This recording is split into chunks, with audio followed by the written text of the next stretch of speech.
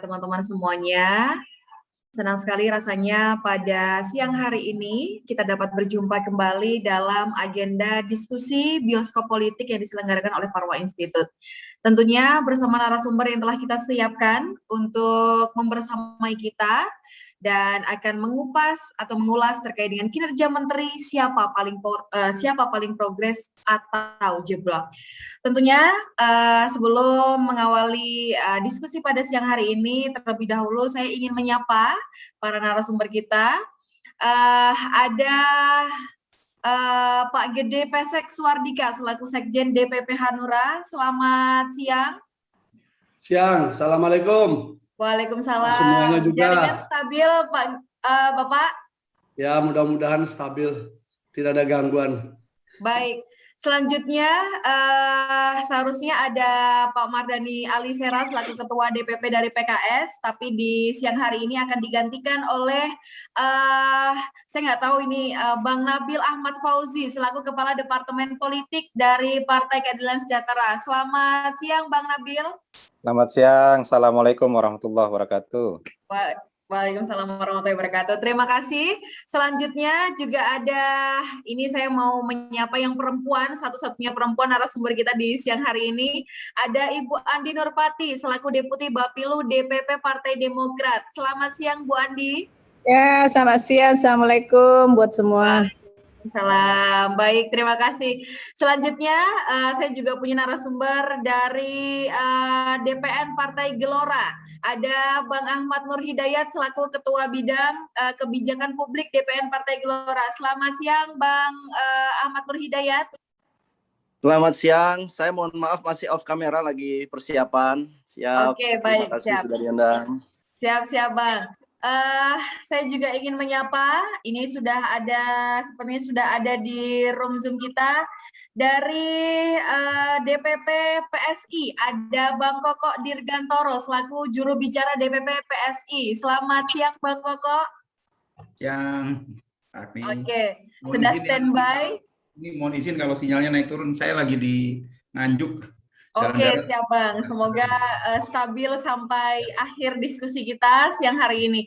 Selanjutnya, saya ingin masih mencoba apakah Bang Ahmad Yani selaku Ketua Umum Masyumi Reborn sudah hadir di siang hari ini. Selamat siang, Bang Ahmad Yani.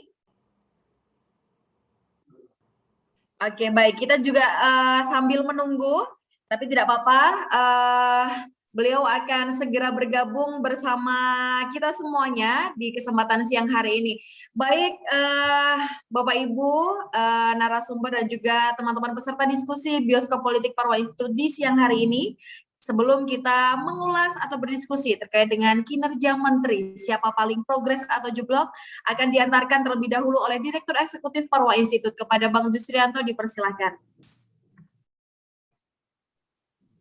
Ya, terima kasih banyak untuk Agni. Salam sejahtera untuk para narasumber dan teman-teman peserta Bioskop Politik Biotik Parwa Institute. Selamat siang Pak Gede Pesek selaku Sekjen DPP Hanura. Semoga sehat selalu, Bang. Siap, semangat. Semangat. Juga Ibu Andi Nurpati. Selamat siang, Bu. Siang. Saya kira kalau diskusi pasti kritis, Ibu Andi Nurpati. Ya. Kemudian Bang Koko, apa kabar Bang? Selaku juru bicara DPP PSI, semoga sehat selalu Bang. Sehat Bang, alhamdulillah. Bang Ahmad Nur Hidayat, Ketua Bidang Kebijakan Publik, sehat selalu Bang. Sehat, alhamdulillah. Mas Jusrianto, apa kabar? Sehat juga ya. Salam sehat semuanya. Sehat, alhamdulillah sehat selalu Bang. Iya, kemudian juga Bang Mardhani Alisera atau yang mewakili, semoga sehat selalu. Iya, langsung saja bicara soal kinerja Menteri, siapa yang paling progres atau jeblok. Nah, ini saya kira menarik untuk kita diskusikan, untuk kita kaji lebih mendalam terkait dengan bagaimana kinerja Menteri selama ada yang sudah hampir 2 tahun, ada yang baru hampir 1 tahun atau hasil reshuffle tahun kemarin. Nah, pastinya ini menjadi hal yang penting untuk kita kuliti, untuk kita ketahui bersama bahwa ternyata dari kinerja menteri, ada yang progres, ada yang jeblok. Pastinya ini dipengaruhi oleh seberapa besar atau seberapa kencang seorang menteri menjalankan tugas dan tanggung jawabnya sebagai menteri. Baik itu bagaimana memperbaiki kementerian secara organisasi atau secara internal, ataupun bagaimana ke eksternal atau mengimplementasikan kebijakan-kebijakannya di tengah-tengah masyarakat. Apalagi kita ketahui bersama bahwa COVID-19 yang sudah berjalan hampir 2 tahun ini cukup memberikan sinyal yang sangat keras atau sebagai ujian bagi Kabinet Indonesia Maju, khususnya bagi menteri-menteri, bagaimana menyelesaikan berbagai macam problematika selama COVID berjalan. Nah, hampir semua sektor mengalami atau berhadapan dengan dampak negatif dari COVID-19. Tidak terkecuali dari kementerian ke kementerian. Nah, pastinya diharapkan ada kolaborasi atau sinkronisasi antara kementerian untuk menjalankan tugas dan tanggung jawabnya dengan baik. Tapi lagi-lagi kita ketahui bersama bahwa ternyata dari berbagai macam lembaga survei yang melakukan survei terkait dengan tingkat kepuasan masyarakat terhadap kinerja menteri, menempatkan beberapa menteri berada di urutan paling atas dan juga menempatkan beberapa menteri di urutan paling bawah. Nah, kita coba lihat hasil survei dari Puspol Indonesia. Puspol Indonesia melakukan survei pada tanggal 20 sampai 29 April 2021, kemudian menempatkan Menteri Pariwisata dan Ekonomi Kreatif Sandiaga Salahuddin Uno sebagai menteri di urutan teratas yang paling besar atau paling tinggi nilai kinerjanya dari perspektif masyarakat, yaitu sebanyak 11,3% merespon sangat baik, 68,5% menilai cukup baik. Nah, kemudian urutan kedua yaitu Tri Risma Harani. Nah, ada sebanyak 10,6% yang menyatakan kinerjanya sangat baik, kemudian 66,8% cukup baik. Kemudian diikuti oleh Menteri BUMN Erick Thohir, menempati urutan ketiga dengan penilaian sebanyak 7,3% sangat baik dan 62,2% cukup baik. Nah, Sandiaga dan Risma kita ketahui adalah menteri pasca reshuffle, tapi ternyata Puspol Indonesia sesuai dengan hasil surveinya menempatkan dua menteri ini masuk 3 besar sebagai kinerja yang sebagai menteri yang memiliki kinerja cukup memuaskan bagi masyarakat. Nah, beda hal dengan hasil survei dari indikator. Indikator menempatkan Prabowo Subianto di urutan pertama sebagai menteri yang paling bagus kinerjanya. Dengan total ada 70% responden yang sangat puas dan cukup puas. Kemudian disusul oleh Sandiaga Salahuddin Uno, Menteri Pariwisata dan Ekonomi Kreatif, dengan presentasi jawaban gabungan sangat puas dan cukup puas sebanyak 69%. Kemudian diikuti lagi oleh Menteri Sosial Tri Risma Harani sebanyak 63% gabungan sangat puas dan cukup puas. Nah, kemudian lembaga survei yang ketiga itu Indonesian Political Opinion atau IPO. Kemudian menempatkan Menteri Sosial Tri Risma Harini sebagai menteri yang paling bagus kinerjanya sebanyak 57,5% respon baik dari masyarakat. Kemudian diikuti oleh Menteri BUMN Erick Thohir dengan presentasi nilai 54,2%. Kemudian urutan ketiga yaitu Menteri Pariwisata dan Ekonomi Kreatif Sandiaga Salahuddin Uno dengan nilai 41,4%. Nah, kemudian Indonesia Political Opinion juga merilis bahwa ada beberapa menteri yang paling tidak memuaskan kinerjanya, mulai dari Menteri Kumhan Yasona Lauli dengan nilai 49%, paling tidak memuaskan. Kemudian Menteri Koperasi dan UKM Teten Masduki 46,1%. Kemudian disusul oleh Menteri Ketenagakerjaan Ida Fauziah dengan nilai 44,5%. Nah, saya tertarik dengan 3 lembaga survei yang kemudian ada 2 menteri yang semuanya masuk 3 besar, yaitu Sandiaga Salahuddin Uno dan Tri Risma Maharini. Nah, dua menteri ini masuk 3 besar dari 3 lembaga survei yang kemudian mengindikasikan bahwa ternyata menteri yang pasca reshuffle memiliki nilai yang cukup baik atau cukup memuaskan terhadap kinerjanya. Itu penilaian dari masyarakat. Nah, ini menarik untuk kita kupas bahwa ternyata baik itu Sandi maupun Risma yang notabene-nya berasal dari partai politik, Sandi Gerindra, Risma dari PDI, yang artinya bahwa ada beberapa partai yang kemudian cukup baik mengawal atau mengontrol kader-kadernya yang menjadi menteri atau menduduki jabatan publik dan menjalankan tugas dan tanggung jawabnya. Bagaimana dengan partai-partai yang lain yang kemudian memiliki representasi di kursi menteri, tapi kemudian ternyata masyarakat mempersepsikan bahwa kinerjanya tidak memuaskan atau tidak baik. Nah, ini menjadi tugas dan tanggung jawab besar bagi partai politik untuk kedepannya bagaimana agar kader-kadernya yang menduduki jabatan menteri bisa untuk menjalankan tugas dan tanggung jawabnya dengan baik. Yang pastinya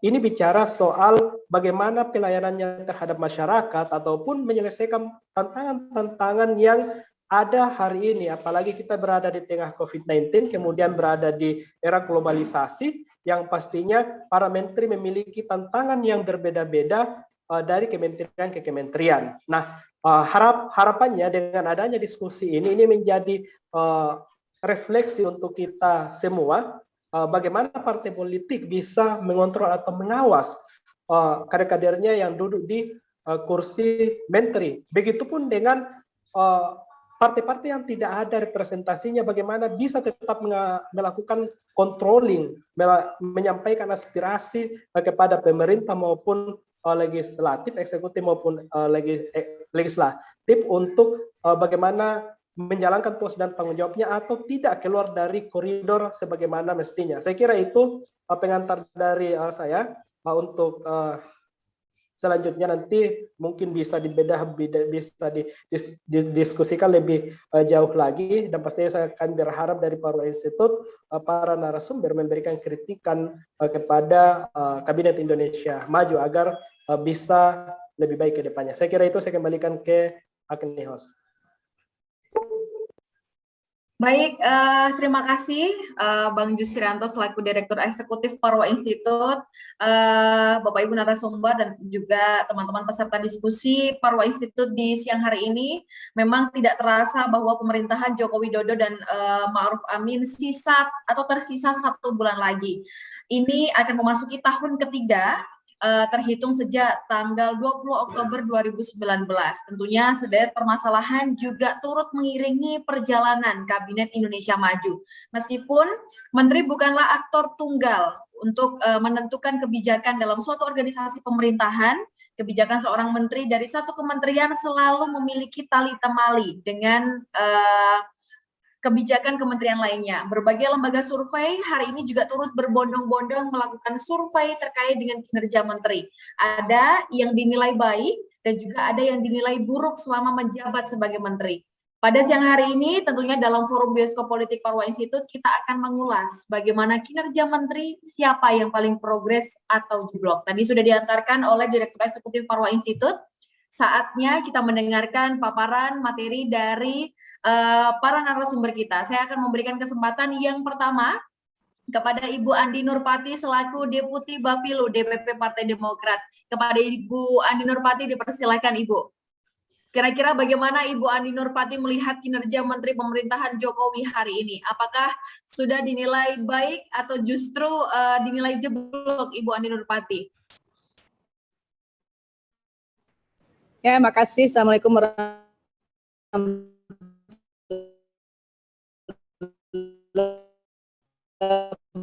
wabarakatuh. Selamat siang, salam penting sehat dulu. Yang saya hormati tentunya semua narasumber, saya sebetulnya nomor urut ke-6 ya, tapi ternyata dibalik nih jadi nomor 1 yang duluan presentasi, walaupun itu ya istilahnya acak aja lah ya. Tadi kita sudah mendengarkan Pak Jusrianto sudah memaparkan banyak hal terkait dengan tadi kondisi berbangsa dan bernegara di era periode kedua Pak Jokowi ini dari berbagai survei. Sebetulnya saya hanya ingin memaparkannya salah satu dari surveinya indikator tadi sudah disampaikan. Juga kalau saya memandang begini sebagai partai oposisi ya, sebagai partai oposisi yang juga pernah memerintah ya tentunya kacamatanya beda nih dengan yang hasil survei ya. Mungkin ada yang sama tapi ada juga yang berbeda karena ketika mensurvei ini mereka masyarakat atau yang terkena survei tadi mungkin cenderung mengaitkannya dengan COVID saja ya, situasi COVID. Ya, padahal kan kinerja para menteri itu sudah punya tupoksi, sudah punya tugas masing-masing yang telah diberikan oleh presiden atau sesuai dengan nomenklatur kementerian itu sendiri. Misalnya kalau kita lihat di sini ya Gerindra, Prabowo dan Sandi ya tadi juga ada beberapa lembaga survei menyatakan bahwa mereka berada pada posisi teratas yang memberikan kepuasan kepada publik. Padahal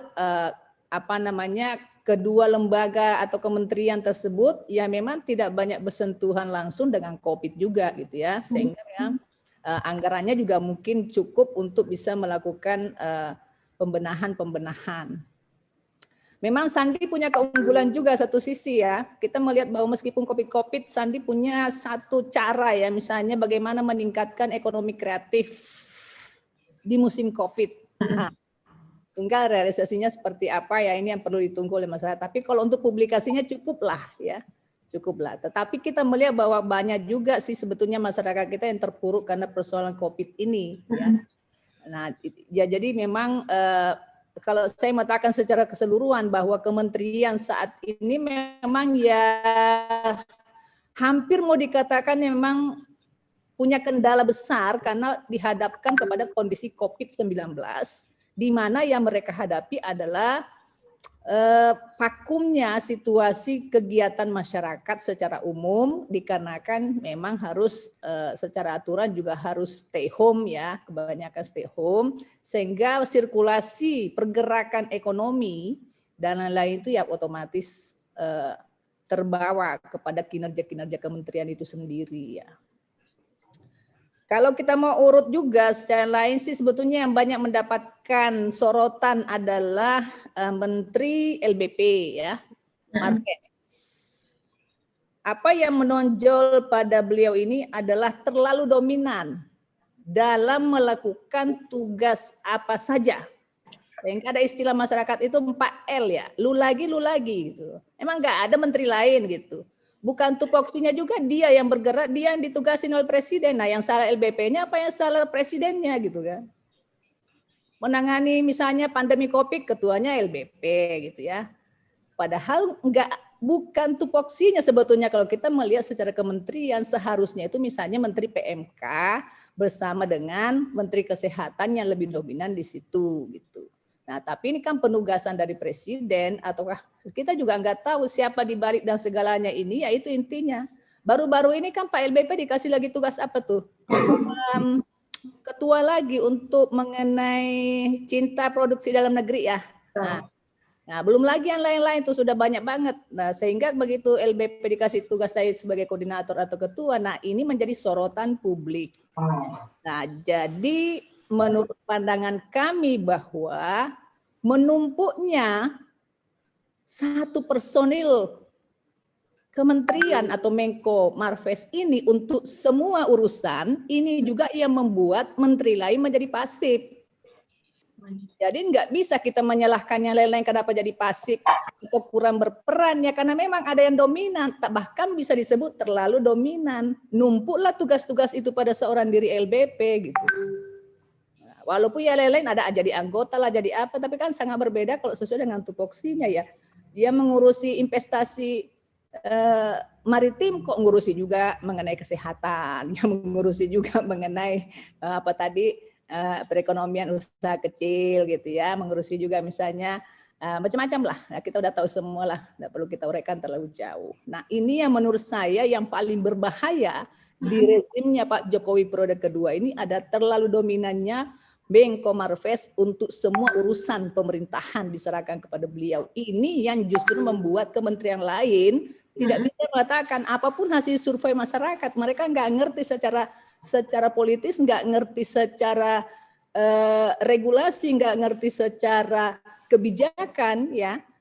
Jadi masyarakat melihat siapa yang paling sering muncul, siapa yang sering ini, dan seterusnya, ya, plus minus memang, ya. Tapi kalau kami sebagai orang partai memandang bahwa seharusnya LBP juga memberikan tupoksi itu kepada kementerian lain, ya, dan menyampaikan juga kepada presiden, dan terlebih lagi presiden juga jangan percaya hanya pada satu orang gitu loh. Kalau percaya hanya pada satu orang menteri, ini yang menyebabkan kemudian kinerja kementerian itu menjadi tidak jelas, ya. Seharusnya kan kalau kita bicara manajemen, the right man on the right place, misalnya seperti itu. Atau ya bagaimana sih menjadi teamwork yang baik, yang lain tidak merasa terenakan. Salah satu lagi kelebihan LBP adalah yang banyak menjadi sorotan publik, terlalu mudahnya dan menggampangkan, bahkan membolehkan banyaknya tenaga kerja Cina. Saya nggak maksud tenaga kerja asing, ya.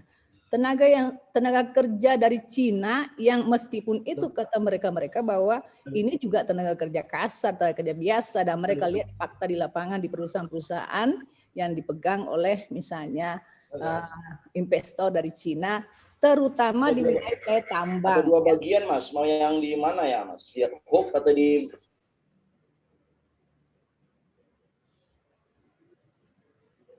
Boleh saya lanjutkan? Baik, silakan dilanjutkan Ibu Ani Nurpati. Oke, jadi saya ingin mengatakan bahwa faktor dominannya LBP yang tadi itu juga menimbulkan hal yang negatif terhadap kementerian lain. Jadi saya tidak ingin mengatakan hasil survei ini tidak benar, bukan, ya. Saya ingin mengatakan bahwa itu menentukan juga hasil penilaian publik terhadap kinerja kementerian tersebut, ya. Bagaimana mungkin misalnya Menteri Kesehatan tidak berada pada posisi berapa nih? Menteri Kesehatan jauh, ya, kinerjanya jauh gitu dari sorotan masyarakat, ya, karena memang di atasnya dia ada Menko yang bukan bidangnya sebetulnya, ya, yang diberikan penugasan terhadap hal-hal itu. Nah, kemudian saya ke Menteri Kesehatan sedikit, ya. Sorotan kami adalah lambatnya penanganan masalah atau kasus COVID-19 ini. Dari awal Partai Demokrat itu sangat terbuka menyerangkan pemerintah melakukan penanganannya berdasarkan undang-undang, bukan membuat suatu aturan baru gitu. Undang-undangnya sudah ada, undang-undang karantina kesehatan, ya. Dalam undang-undang itu jelas bahwa apabila ada pandemi, ya, sebutlah seperti COVID-19 ini, maka masyarakat itu harus dikarantina. Nah, metode karantinanya ini yang sebetulnya yang pemerintah harusnya terjemahkan ke dalam PP, ya, peraturan pemerintah, tidak membuat aturan-aturan baru lagi yang kemudian menimbulkan multi tafsir dan bahkan multi dalam pelaksananya. Sekarang kita tanya, pemerintah itu menggunakan dasar apa dalam penanganan COVID-19? Undang-undangnya apa? Tidak juga merujuk kepada undang-undang karantina, tidak juga punya dasar hukum yang jelas yang lain, ya, sehingga penanganannya ya begini-begini gitu. Kalau pemerintah tidak mampu memberikan konsekuensi sebagaimana undang-undang karantina, misalnya memberikan makan, kemudian termasuk hewan, itu ya nggak perlu dibuatkan perpu, hal-hal yang terkait yang tidak mampu dilakukan oleh pemerintah, tetapi tidak meninggalkan undang-undang itu sendiri. Sehingga dengan itu tidak dilakukan dan lambatnya pengambilan keputusan untuk, ya, kemarin awalnya apa ya namanya, ya, sebelum PPKM, ya, berbagai istilah lah kemudian dibuat. Istilah-istilah itu muncul dari mana, rujukan hukumnya dari mana gitu loh, ya. Jadi pemerintah itu melakukan penanganan tidak jelas dasar hukum yang digunakan dan meninggalkan undang-undang yang seharusnya dilakukan. Baik. Kemudian sedikit soal teknis masalah vaksin ini banyak keluhan. Pertama, lambatnya ya, lambatnya meskipun kita paham bahwa vaksin itu sendiri memang juga enggak langsung banyak ya, tetapi lambatnya proses pemberian vaksin kepada masyarakat tentunya juga berdampak kepada pandemi itu sendiri, dan tidak berbasis desa, kelurahan atau kecamatan. Jadi berbasisnya gerombolan, misalnya rumah sakit ini, kelompok masyarakat itu, organisasi ini, organisasi itu, ya kan? Tidak berbasis kepada, sehingga ya datanya ya acak-acak begitu. Untuk bisa mengetahui masyarakat yang sudah dan belum ya harus mengecek satu-satu gitu. Padahal sudah ada petugas seperti puskesmas dan di bawahnya lagi yang sudah biasa melakukan vaksin-vaksin. Yang lain jadi sorotan adalah tentunya kerumunan dalam hal pelaksanaan vaksin ya. Banyak saya lihat sendiri ya yang melakukan itu juga nggak prokes gitu loh. Ya. Nanti saya kaitkan dengan masalah hukum, yang penanganan hukum seperti HRS. Saya tidak mengenal HRS, tapi dialah satu-satunya orang yang dihukum karena persoalan kerumunan. Tetapi ketika pemerintah melakukan kegiatan sendiri dengan kerumunan, tidak ada urusan hukum di situ gitu loh. Boleh-boleh saja. Nah ini yang overlapnya soal keadilan dan penegakan hukumnya tidak muncul gitu. Kemudian pendidikan ya. Ini yang menurut saya paling, setelah kesehatan ya paling urgen pendidikan. Anak-anak kita, keluarga-keluarga kita, atau masyarakat kita terutama yang kelasnya TK, SD ya, ini kasihan ya. Pendidikannya selama 1,5 tahun ya, SMP sudah agak mendingan sedikit, tapi mereka itu kasihan dalam menerima pendidikan selama musim COVID ini. Saya yang mengatakan bahwa Menteri Nadiem tidak punya opsi untuk bisa memberikan pembelajaran selama pandemi ini dengan maksimal terhadap mereka, bimbingannya dan lain-lain. Kalau tidak ada Google, tidak ada Zoom, mungkin tidak terbantu mereka itu kementerian. Padahal itu bukan buatannya Menteri Pendidikan gitu ya. Nah ini yang menurut saya paling fatal. Ya, pendidikan. Orang tua banyak yang mengeluh nggak bisa mengajari anaknya dengan semua jenis ilmu pengetahuan. Nah ini saya kira yang antisipasi belajar di masa COVID-nya tidak jelas. Merdeka belajarnya pun tidak jelas ya. Sama sekali menurut saya Nadiem tidak punya potensi yang cukup memadai untuk memegang posisi Kementerian Pendidikan, tambah lagi dikti, ya tambah lagi tadi riset. Mengerikan sebenarnya. Kalau saya menyerahkan presiden kalau ada resapel lah Menteri Nadiem itu. Yang enggak sesuai banget, dia mungkin bidangnya di tempat lain.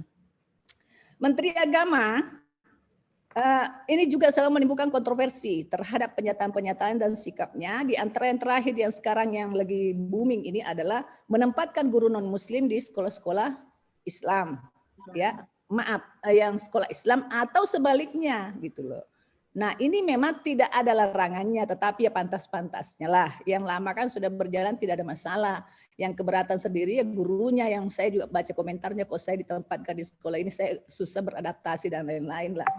Walaupun kalau mau mandang secara Pancasila sih memang semuanya benar ya, tetapi mungkin ada etika-etikanya lah, kurang lebih begitu. Kemudian satu lagi hal yang tidak berhasil di Kementerian Agama sampai dengan detik ini adalah izin atau kuota umrah dan haji di musim pandemi ini, meskipun kita tahu bahwa pemerintah Arab Saudi juga memang membatasi, tetapi kemarin haji orang sudah berangkat, Indonesia nggak dapat. Nah ada relevansinya juga masalah vaksin Sinovac yang tidak diterima Arab Saudi. Nah ini kan seharusnya pemerintah kita itu secara simultan melakukan semua kebijakan-kebijakan. Nah itu kenapa sih pemerintah harus selalu Sinovac gitu ya? Beli juga dong yang lain gitu ya, atau yang memang bisa diterima secara internasional.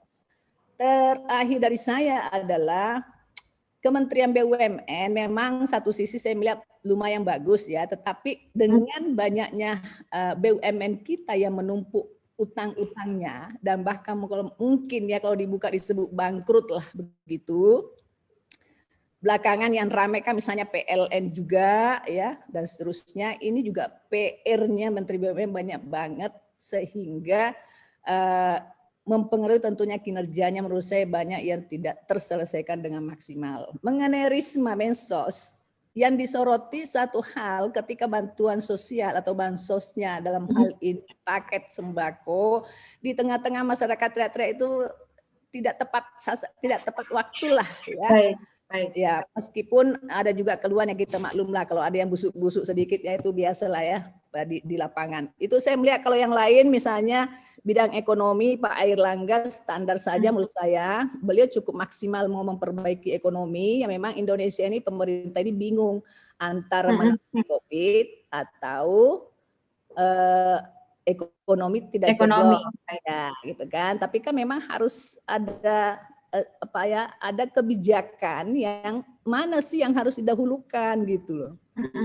Nah, kalau misalnya saya melihat di indikator ini ditempatkan Menteri PU sebagai menteri yang paling terakhir, ya kinerjanya wajar gitu loh. Karena memang di saat COVID ya apa sih Kementerian PU itu yang bisa lakukan ya. Wajar saja kinerjanya seperti itu, tapi karena misalnya COVID-nya.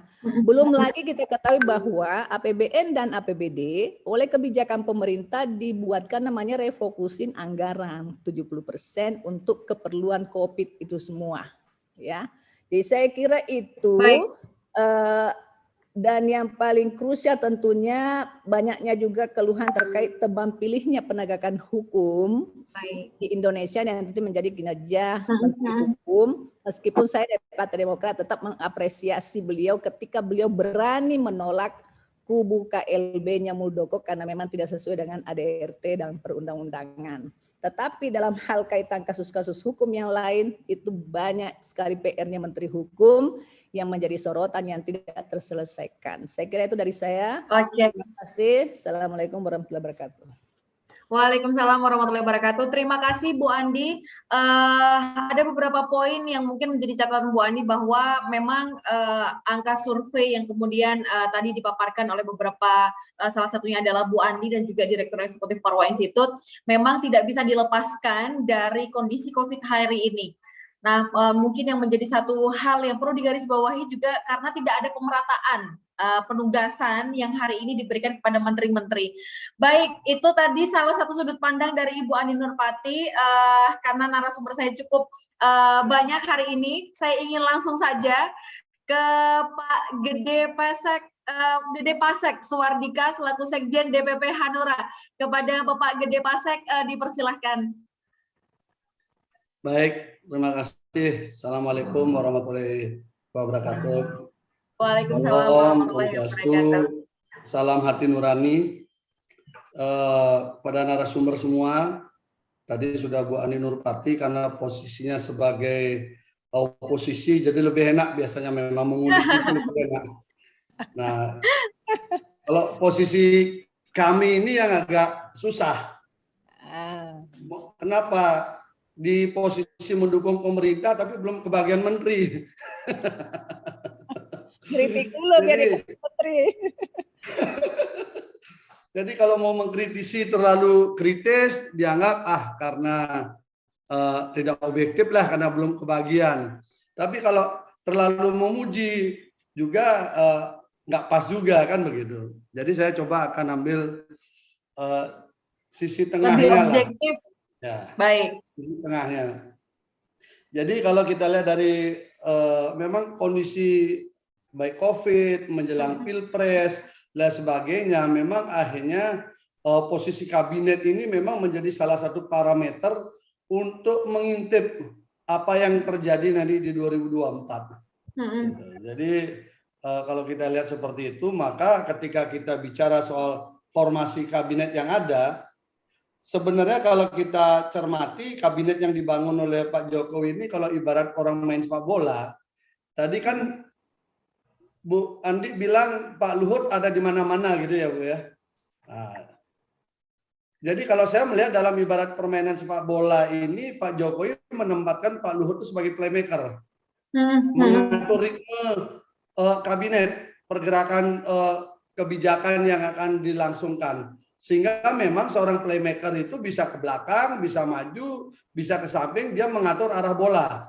Nah, goalnya tentu yang paling tahu adalah pelatih ya, dalam hal ini usernya Pak Jokowi. Nah, sehingga kalau ada serangan itu biasanya yang maju itu Pak Mahfud MD. Nah, beliau posisinya kayak di back ini. Kalau ada serangan itu posisi di back. Nah, tetapi secara keseluruhan kalau kita lihat posisi para menteri, saya kira mereka sebenarnya berlomba-lomba melakukan kinerja yang baik. Hanya memang kita melihat ada beberapa menteri yang kesandung. itu memang cukup mengganggu. Misalnya kayak Pak Edi Prabowo, sebenarnya secara kinerja saya lihat cukup bagus, tapi kepleset, ya nggak begitu. Kemudian kalau Menteri Sosial saya belum begitu lihat, justru yang terlihat Bu Risma ya, yang memang meskipun begitu diganti langsung gaspol.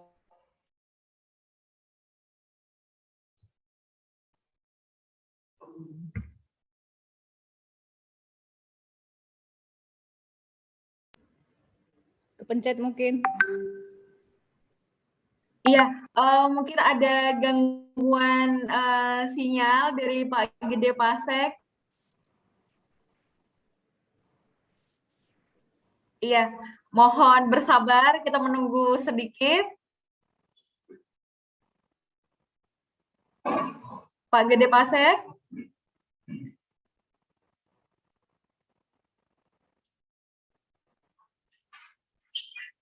Iya, sepertinya ada gangguan sinyal dari Pak Gede Pasek. Kita akan melewati terlebih dahulu sambil menunggu beliau untuk bisa bergabung bersama kami lagi. Saya ingin terlebih dahulu geser ke ada Bang Nabil Ahmad Fauzi selaku Kepala Departemen Politik dari PKS. Suara udah masuk. Oke, baik. Iya, Bapak mungkin bisa dilanjutkan kembali karena tadi sedikit ada kendala jaringan. Baik, dipersilakan Pak Gede Pasek. Baru kita ngomong soal emak-emak langsung sinyal terganggu memang. Jadi Bu Risma dengan gayanya yang gaspol itu memang menjadi performanya begitu menonjol, begitu dibandingkan Menteri Sosial sebelumnya yang terlihat kalem ya. Mbak Juliari Batubara terlihat lebih kalem, Bu Risma begitu gencar, dan kemudian ketika melakukan sisiran soal keberhasilan penggandaan dana orang-orang penerima bansos. Nah, ini saya kira temuan yang bagus dari beliau yang bisa membersihkan citra Kementerian Sosial, sekaligus juga sebenarnya menjadi PR bagi KPK bagaimana mengungkap ganda-gandanya yang sudah uangnya beredar. Ini kan belum ada dari KPK ini, tindak lanjutnya dari hasil sisiran Bu Risma ini. Ini saya kira memang harus ditindaklanjuti agar sempurna apa yang dibangun oleh Bu Risma. Lalu kalau kita lihat dengan yang agak unik begini, dari beberapa survei itu yang tadi disampaikan oleh yang muncul di publik sampai saat ini, kok Menteri Pertanian dan Menteri Informasi dan Komunikasi nggak muncul ya?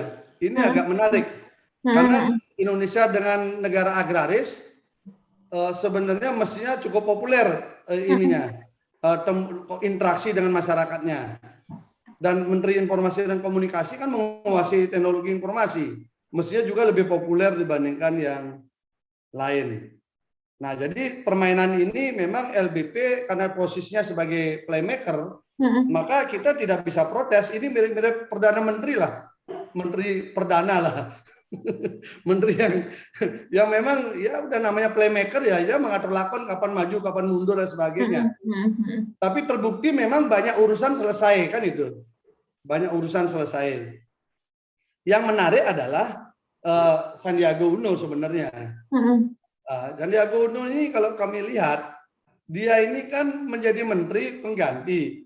Kemudian dalam posisi COVID, di mana posisi COVID itu di rumah saja. Artinya apa? Orang nggak boleh bepergian, tapi menghandle pariwisata. Pariwisatanya bisa, menterinya bisa populer, padahal pariwisatanya tidak berkembang karena tidak boleh orang berjalan-jalan kan? Baik. Nah, di sini kita melihat langkah yang dilakukan Sandiaga Uno ini adalah ketika belum boleh orang berwisata, dia menyiapkan infrastruktur pariwisata turun ke lokasi-lokasi itu. Ini cukup cerdas. Caranya adalah ketika wisatawan belum bisa bergerak, bukan berarti menterinya harus diam juga, tapi dia mencoba mengeksplorasi infrastruktur pariwisata. Kalau saya cermati misalnya bagaimana desa wisata, wisata syariah, wisata kuliner, wisata apa, semua disisir sampai di berbagai pelosok di Indonesia. Nah, ini saya kira cara yang menarik yang bisa diikuti oleh menteri yang lain. Bahwa walaupun mungkin secara kapasitas dia tidak bisa melakukan sesuatu yang besar, dalam jabatannya untuk tingkat produktivitas kementerian, tapi dia sebenarnya bisa membangun psikologi publik di bidang itu untuk tetap dia optimis menyambut ketika nanti kondisi baik. Nah, saya kira itu ada di Bang Sandi.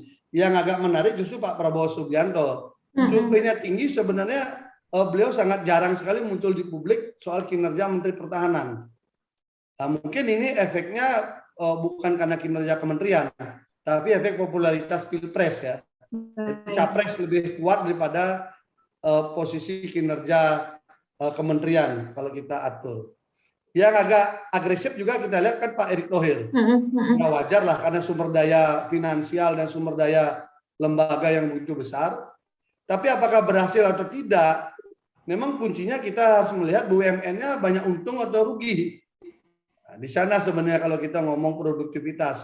Tetapi kalau progres kinerja memang kelihatan kalau Pak Luhut LBP itu jadi playmaker, ini Erick Thohirnya kayak pemain sayap dia. Maju mundur juga, ke depan, ke belakang, tapi di sayap kanan lah. Nah, di sayap kirinya ya ada Bu Sri Mulyani, urusin soal anggaran kan naik turunnya ini. Nah, ini saya kira memang formasi yang cukup menarik yang disiapkan oleh Pak Jokowi dalam sistem kabinet kalau ibarat kita bermain sepak bola. Sedikit lagi yang muncul misalnya kayak di Kemenpora, Pak Zainuddin Amali, keberhasilan Indonesia di bidang Olimpiade atau Paraolimpik kemarin, apakah karena sentuhan menteri atau memang persiapan mereka yang Si atlet, bagus, si atlet ini kan tidak ketemu, tapi produktivitas bagus, tapi secara progres kinerja kita tidak lihat. Karena sampai sekarang misalnya tenis meja sudah 13 tahun masih polemik tidak selesai gitu misalnya. Nah, ini saya kira bisa disentuh penyelesaiannya. Saya kira itu mungkin kalau dikuliti satu persatu kementerian saya kira nggak pas, tapi memang di antara seluruh menteri yang diam dan bekerja, saya kira masih tetap Pak Basuki ya. Itu tetap posisi bagus, beliau kinerjanya bekerja tanpa rame. Ya, itu saya kira yang terlihat. Sementara yang lain ada rame tapi tidak bekerja gitu. Terima kasih.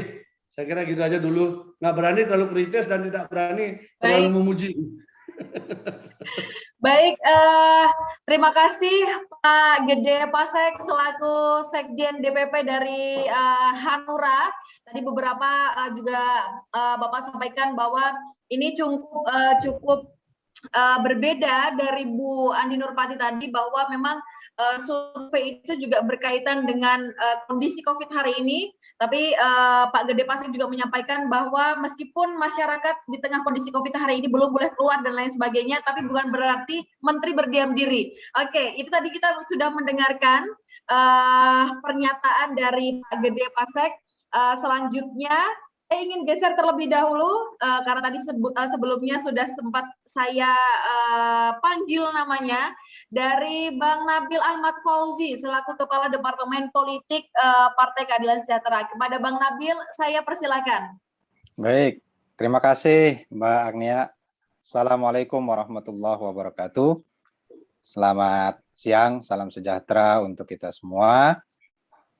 Terima kasih atas acara dari Parwa Institute. Ya, pertama saya ingin menyampaikan ya permintaan maaf ya dari Bang Mardani yang berhalangan hadir dalam kesempatan hari ini. Ya, saya berupaya menggantikan beliau menyampaikan beberapa hal terkait dengan tema diskusi kita pada siang hari ini. Yang saya hormati juga para pembicara, para senior-senior ya. Bu Andi Nurpati, ya, Bli Gede Pasek dari Hanura, ya, Bang Koko dari PSI, Bang Ahmad Turhidayat dari Gelora, ya, dan Direktur Eksekutif Parwa Institute, serta para peserta semua. Saya mencoba poin to poin saja ya, tidak terlalu banyak karena beberapa yang rinci-rinci tadi sudah banyak juga disampaikan oleh Bu Andi Nurpati, Bli Gede, ya. Pertama yang ingin saya sampaikan bahwa PKS sebagai partai oposisi, kepentingan pertama kita terkait dengan kinerja kabinet, ya, kinerja para menteri atau kinerja pemerintahan itu sebenarnya satu aja, ya, bahwa memastikan kinerja pemerintahan di bawah komando Presiden Jokowi ini memang betul-betul mampu menunaikan seluruh visi misinya yang dijanjikan, ya, sehingga ini semua berdampak kepada kesejahteraan rakyat. Itu poin pertamanya, ya. Jadi alasan sikap kritis kita terhadap kinerja menteri-menteri, kinerja pemerintahan, ya, kinerja dari presiden, ya, itu berpulang kepada tujuan asal kami, yaitu memastikan, ya, bahwa pemerintahan ini, ya, mampu menunaikan janji-janjinya, mampu menunaikan visi misinya, ya, sehingga tujuannya sebenarnya sama saja, baik kami yang di oposisi maupun yang di pemerintahan, itu memastikan bahwa rakyat sejahtera, ya, makin sejahtera dari waktu ke waktu. Baik. Itu yang pertama. Yang kedua, ya, berbicara tentang kinerja para menteri, ya, kami kembali lagi memastikan pada statementnya Pak Jokowi. Tidak ada visi misi menteri, yang ada adalah visi misi presiden. Presiden, baik. Nah, poin itu kami gunakan sebagai acuan bahwa ketika kita berbicara mengenai kinerja menteri A, kinerja menteri B, apakah dia di surveinya bagus, populer, atau tidak tersurvei, atau bahkan tidak dianggap punya kinerja yang baik, semuanya kami kembalikan kepada aspek manajerial dari Presiden Jokowi. Ya, biar bagaimanapun, ya, Presiden adalah kepala negara dan juga kepala pemerintahan. Tokat komandonya, tombol pencetan untuk jalan atau tidaknya kabinet ada di beliau. Jadi manakala ada satu menteri yang tidak berjalan dengan baik, ada menteri yang sudah berjalan dengan baik, kan ada fungsi rapat kabinet, ada fungsi evaluasi, ya, ada fungsi dari KSP untuk mengontrol kinerja-kinerja dan visi misi presiden dan seluruh perangkat staf sus, begitu ya, partai-partai pendukung. Itu semua mekanisme yang bisa digunakan oleh Presiden Jokowi untuk memastikan bahwa kinerja para menteri itu inline atau sejalan dengan target dan tujuan yang pertama kali dikontrak, gitu ya. Kan kita membayangkan bahwa walaupun menteri ini kita tahu, ya, hak prerogatif presiden, tapi kan tidak berdiri di ruang hampa, ya, prerogatif itu, tapi akan sangat terkait dengan konstelasi politik, faktor-faktor teknokratis, ya, visi misi yang ingin dicapai, ya. Oleh karena itu presiden punya kuasa penuh, baik, ya, untuk memastikan bahwa kalau menteri dianggap berkinerja buruk bukan berbasis survei, ya, tetapi berdasarkan penilaian yang dilakukan oleh presiden sendiri, ya. Kan sehebat apapun Pak Prabowo, sehebat apapun Bang Sandi, sehebat apapun Bang Erick Thohir, sehebat apapun Pak LBP, posisinya sama saja, pembantu presiden. Tugasnya menyukseskan visi misinya presiden. Presiden, baik. Jadi kalau ada kinerja menteri yang buruk dan itu sampai kepada penilaian publik, kembali lagi, ya harusnya Presiden Jokowi sudah nggak perlu menunggu penilaian publik. Kalau memang dianggap tidak bisa bekerja, tidak mampu bekerja, ya harusnya digeser, gitu. Kan, ya, sesimpel itu, meskipun seringkali kita bicara ini Bu Adi Nurpati ini kan yang pernah partai berkuasa, gitu ya, tentu lebih mengerti dinamikanya, tidak sesederhana itu. Baik. Tapi tetap, ya, tungkat komando ada di Presiden Jokowi. Jadi kembali kepada Presiden Jokowi. Yang ketiga, ya, posisi kami tidak dalam menyikapi person to person menteri. Ya, artinya boleh menteri ini populer, dicitrakan baik, sukses, tapi memang bagi kami, ya, menilai kinerja menteri kemudian berdasarkan hasil survei memang agak rancu, begitu ya.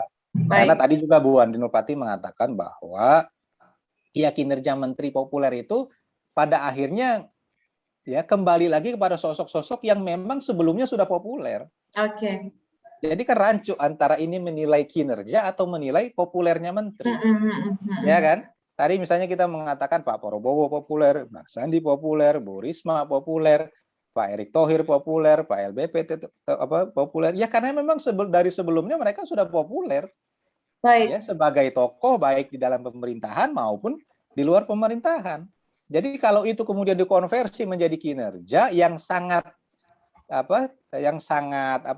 spesifik, kan kinerja kementerian ini sangat spesifik. Beda dengan mengukur kinerja kepala daerah misalnya, yang bersifat sangat makro, sangat umum, ya, Tapi kalau kinerja kementerian ini sangat teknis dan sangat spesifik. Ya, jadi belum tentu menteri rakyat itu memang memahami kinerja menteri, tapi boleh jadi mengenal sosok sang menteri, sehingga antara popularitas dengan kinerja seringkali ya kita menilainya ini rancu gitu. Dan yang terakhir yang ingin saya sampaikan bahwa ketika kita berbicara mana kinerja menteri baik, mana kinerja menteri yang masih dianggap kurang atau buruk, ya persepsi kami adalah bahwa kinerja menteri pada akhirnya diukur oleh dua hal. Baik. Yang pertama aspek teknokratis, yang kedua aspek politis. Ya kan? Kalau teknokratis, ya kinerja terkait kinerja, faktor-faktor teknisnya, kemampuannya memimpin manajerial organisasinya, dan mencapai target-target yang dibebankan. Kalau faktor politik ya hitung-hitungan politik, ya komposisi kabinet dengan dukungan partai politik, yang kemudian seringkali dikonversi dengan dukungan di parlemen. Baik. Ya. Nah, seringkali ini nggak match. Ada menteri secara teknokratis berkinerja baik, ya, tapi dia tidak berlatar belakang punya dukungan politik, ya seringkali bisa jadi dikorbankan untuk memberikan menteri yang baru yang memang ini masuk karena diperlukan dukungan politiknya. Jadi ukuran-ukurannya memang sangat fleksibel ketika kita mengukur kinerja menteri. Gitu. Seringkali menterinya populer, menterinya kinerjanya bagus, tapi tiba-tiba digeser. Ya kan kembali lagi kata Pak Jokowi lah, ini kan hak prerogatif saya sebagai presiden. Ya betul. Ya. Dan pertimbangannya ya terserah presiden. Ya. Apakah memang itu faktor teknokratis maupun faktor politis. Ya.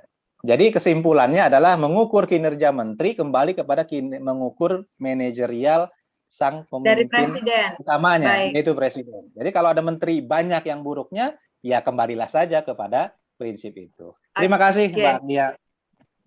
Baik, Bang Nabil, ini menarik dari apa yang Bang Nabil sampaikan. Saya jadi ingin bertanya, saya ingin bertanya dari statement yang Bang Nabil sampaikan bahwa hari ini ketika kita ingin mengukur kinerja menteri yang harus dipastikan karena tombolnya ada di presiden, ya. Nah, dari sudut pandang Bang Nabil atau mungkin dari sudut pandang PKS sejauh ini, bagaimana presiden memastikan kinerja menteri, Bang Nabil?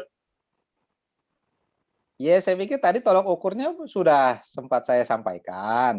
Ya. Pertama tentu adalah visi misi, ya, yang tertuang dalam RPJMN, ya kan? Itu tolok ukurnya. Nah, presiden punya banyak tools, punya banyak perangkat, ya. Dia punya KSP, ya, punya staff, ya, punya para pembisik-pembisik orang yang dia percayai, gitu, ya. Nah, kalau variabelnya tadi persoalan teknokratis atau politis, itu kan pertimbangan yang dibutuhkan oleh presiden. Yang kadang-kala setiap momen itu berbeda. Ada kalanya dipentingkan pertimbangan teknokratis, ada kalanya dipertimbangkan politis, gitu. Tapi pada akhirnya presiden tidak punya alasan untuk tidak bisa menilai kinerja menterinya karena dia yang memilih sendiri. Kan partai politik boleh menyodorkan, misalnya kan calon-calonnya. Tapi pada akhirnya pilihan terakhirnya ada di presiden. Siapa orang yang mau diangkat menjadi presiden. Nah, presiden harus mempertanggungjawabkan pilihannya itu. Baik. Begitu, Bang. Oke.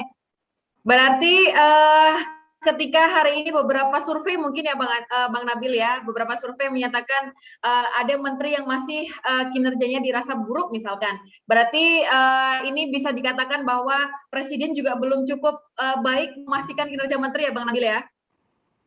Ya, saya pikir setiap menteri ketika diangkat, baik sejak awal maupun dalam proses reshuffle di tengah jalan, tentu perlu diberikan kesempatan, ya, minimal 1 tahun untuk bisa merealisasikan kinerjanya dan mengukur sejauh mana kinerjanya itu. Nah, kalau sudah diberikan kesempatan ternyata dianggap juga tidak mampu, ya nggak ada pilihan lain bagi saya. Dan kita pun semua, ya, pemimpin organisasi kan sama polanya kan. Kasih kesempatan, kasih kepercayaan, kasih dukungan, silahkan bekerja, tidak mampu, geser. Baik. Nah, kira-kira seperti itu. Nah, kayaknya di sini beli gede tuh pantas tuh, salah satu tuh. Masuk rombongan bareng PAN kayaknya beli gede.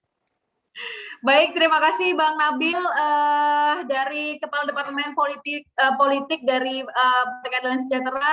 Selanjutnya saya ingin geser ke Bang Ahmad Nur Hidayat selaku Ketua Bidang Kebijakan Publik DPN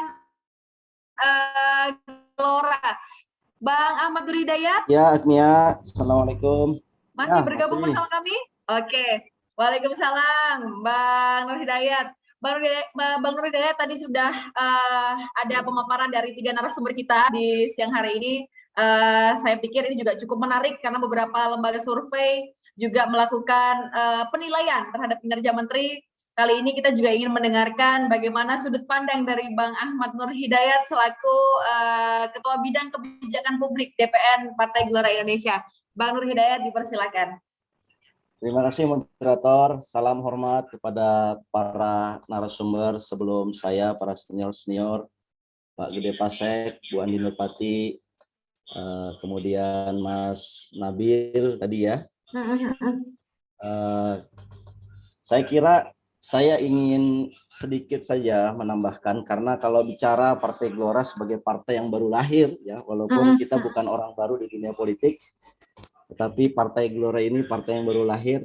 Tentunya kalau bicara dalam terminologi oposisi dan partai pendukung, Gelora berlepas diri dari posisi oposisi dan pendukung. Jadi kalau ada terminologi bahwa oposisi itu harusnya adalah, kalau terminologi Gelora itu harusnya adalah parlemen. Seluruh anggota parlemen itu harusnya oposisi terhadap eksekutif. Sedangkan partai politik terus menyuarakan yang terbaik buat masyarakat. Gitu. Nah, di sini ada Bu Andi Nurpati, tentu sangat paham sekali dengan kalimat saya itu. Pak Gede juga paham sebenarnya mana ini suara-suara parlemen yang kita harapkan harusnya menyuarakan lantang menjadi oposisi. Jadi parlemen itu nggak boleh memberikan dukungan, dia harus kritis pada eksekutif. Gitu. Kalau dia bukan lagi oposisi, maka siapa? Karena dalam konteks presidensial ya oposisinya lah kongres atau parlemen gitu. Ini posisi kami luruskan dulu. Jadi kita hanya memberikan catatan kritis ya, bagaimana kinerja. Kalau boleh sharing, ada beberapa paparan, tapi saya nggak akan lambat, akan cepat saja. Boleh diberi kesempatan. Ada 4 poin yang ingin saya sampaikan.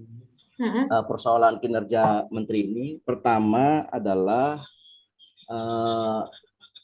kinerja menteri ini tergantung, ibarat ini orkestra ya. Dalam kalau kita dengerin musik orkestra itu kan indah. Kita nggak bisa melihat 1-2 orang pemain, tetapi kita bisa melihat dirijennya. Makanya yang ketika orkestra itu selesai, ketika dirijennya memberikan salut, maka audiens telepon, tepuk tangan. Jadi keindahan orkestra dalam perpolitik itu adalah ditentukan oleh dirijen ya. Kalau dirijennya tidak memberikan sebuah suasana atau musik yang bagus, maka penonton tentunya tidak mendapatkan hasil yang bagus. Itu yang pertama. Yang kedua, saya kok melihat begini ya, kita ini agak misleading ketika kita bicara kinerja. Mereka yang punya keterlibatan aktif dalam pencitraan Pilpres tentunya akan lebih dipersepsikan punya kinerja bagus. Tapi apakah itu kinerja yang dimaksudkan oleh masyarakat? Kan yang sebetulnya dimaksudkan oleh masyarakat itu kan yang sebenarnya yang diharapkan yang sebagaimana Presiden katakan kerja. Tapi apakah kerjanya itu benar-benar kerja atau kerja pencitraan? Nah, saya kira beberapa menteri saya menyoroti sebagai kerja untuk pencitraan begitu ya, yang kesannya itu tidak membumi begitu. Nah, ini saya ingin sampaikan bahwa dalam pandangan kebijakan publik, kalau performa menteri sangat tergantung pada persepsi dan publikasi, maka sebenarnya itu bukan kinerja yang dikehendaki oleh rakyat. Jadi lupakanlah persepsi, ini bukan eranya Pilpres. Pilpres itu sudah selesai gitu. Jadi saya lihat kok ini menteri ini masih banyak yang melakukan hal yang seperti ini gitu loh. Padahal kerja yang sangat dinanti oleh rakyat itu dibutuhkan. Nah, sebagai Mbak Agnia tahu dan teman-teman di Party Watch dan masyarakat juga tahu, Gelora ini kan menghendaki Indonesia ini bangkit sehingga kita bisa mencapai level 5 besar dunia. Dan kami yakin kita tidak bisa sendirian, kita harus berkolaborasi bersama. Untuk mencapai tujuan itu kita harus fokus. Apa yang mau kita fokuskan sekarang? Apakah kita masih fokus pada isu pembelahan atau kita mau fokus menghadapi tantangan kita ke depan sehingga kita bisa melompat lebih tinggi? Nah, ini yang saya kira ada yang belum nyambung dalam paradigma policy makers di Indonesia, bahwa harusnya kinerja menteri ini terkoneksi dengan pertumbuhan ekonomi. Jadi kita itu bisa melihat kinerja menteri itu dari kontrak politik presiden dengan menterinya. Kalau menterinya kemudian tidak dikasih ukuran-ukuran yang jelas atau tidak dikasih angka-angka yang jelas, maka mereka bisa aja mengklaim kinerja dengan berdasarkan tadi publikasi dan popularitas. Padahal kalau menurut kami bahwa setiap kinerja menteri itu harusnya terkoneksi dengan komponen sektoral pertumbuhan ekonomi. Let's say ini saya kasih contoh saja. Ini ada data yang disampaikan dan saya pikir kalau kita ahli melihat angka-angka ekonomi ya, jangan dianggap ribet dulu. Tapi ini kita lihat dulu. Kalau kita melihat ini kita berdasarkan pertumbuhan PDB domestik yang kemudian kita breakdown berdasarkan sektoralnya, lapangan kegiatan usahanya. Ketika misalkan ada komponen pertanian, kehutanan dan perikanan, kita kan bisa bilang kok pertumbuhan triwulan kedua 2021 0,38 di bawah dari 7,07. Kenapa? Nah ini kan menteri yang terkait bidang ini yang harusnya menjawab, menjelaskan. Nah ini enak kita loh bicaranya, bicara kinerja yang dikaitkan nyambung dengan pertumbuhan ekonomi. Kita lihat, oh berarti Anda tidak kerja. Berarti di sini ada sesuatu yang bermasalah dalam hal mengenerate. Kenapa yang lain bisa begitu 7,07 tapi Anda kok 0,38? Jadi poin ini di slide yang ketiga ini saya ingin sampaikan bahwa alangkah indahnya kalau kinerja menteri itu terkoneksi dengan kinerjanya dia dalam pertumbuhan ekonomi di bidang sektoral lapangan usahanya. Contoh misalkan tadi ada disebutkan Menteri PU. Kita lihat Menteri PU kan menangani konstruksi. Kita lihat bagaimana komponen konstruksi dalam pertumbuhan 4,42%, yaitu di bawah 7,07%. Jadi ini sebetulnya kinerja dalam silent juga menurut saya belum cukup untuk dikatakan bagus ya. Mohon maaf Pak Gede Pasek tadi menyampaikan bahwa ini cukup bagus, menurut saya tidak.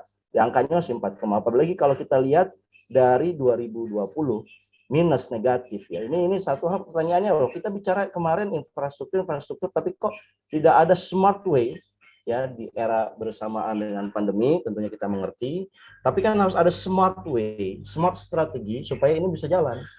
Ya ini tentunya problematik lah ya. Meskipun demikian kita berharap ini bisa diperbaiki lagi.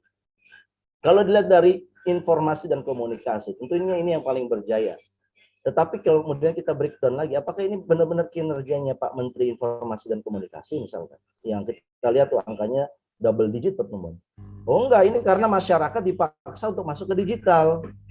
Dan kita lihat sektoral digital itu mendapatkan satu konsentrasi yang sangat tinggi, baik itu dari capital market ataupun dari demand masyarakat, ya digunakan. Nah, tapi kemudian persoalannya adalah bagaimana pemerataan. Nah, ini yang saya kira harus kita lihat lebih dalam, ya. Sebetulnya ini saya masuk ke rekomendasi bahwa harusnya ke depan kita ini, para menteri ini diberikan job yang jelas, yang berkaitan dengan pertumbuhan ekonomi. Tentunya kita ingin Indonesia ini mencapai 5 besar dunia. In term of populasi, kita sudah 5 besar dunia. Tetapi in term of ekonomi, kita masih urutan ke-16 dari G20 misalnya.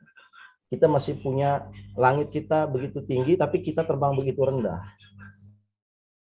Nah, apa yang kita bisa generate? Apakah kita mau masuk isu pembelahan? Apakah kita mau begini-begini saja? Nah, ini ada data yang saya ambil dari OECD, tentunya dibandingkan triwulan kedua 2021 dengan sebelum COVID. Bagaimana sih kita melihat ekonomi pasca COVID dengan ekonomi saat inilah yang rata-rata G20.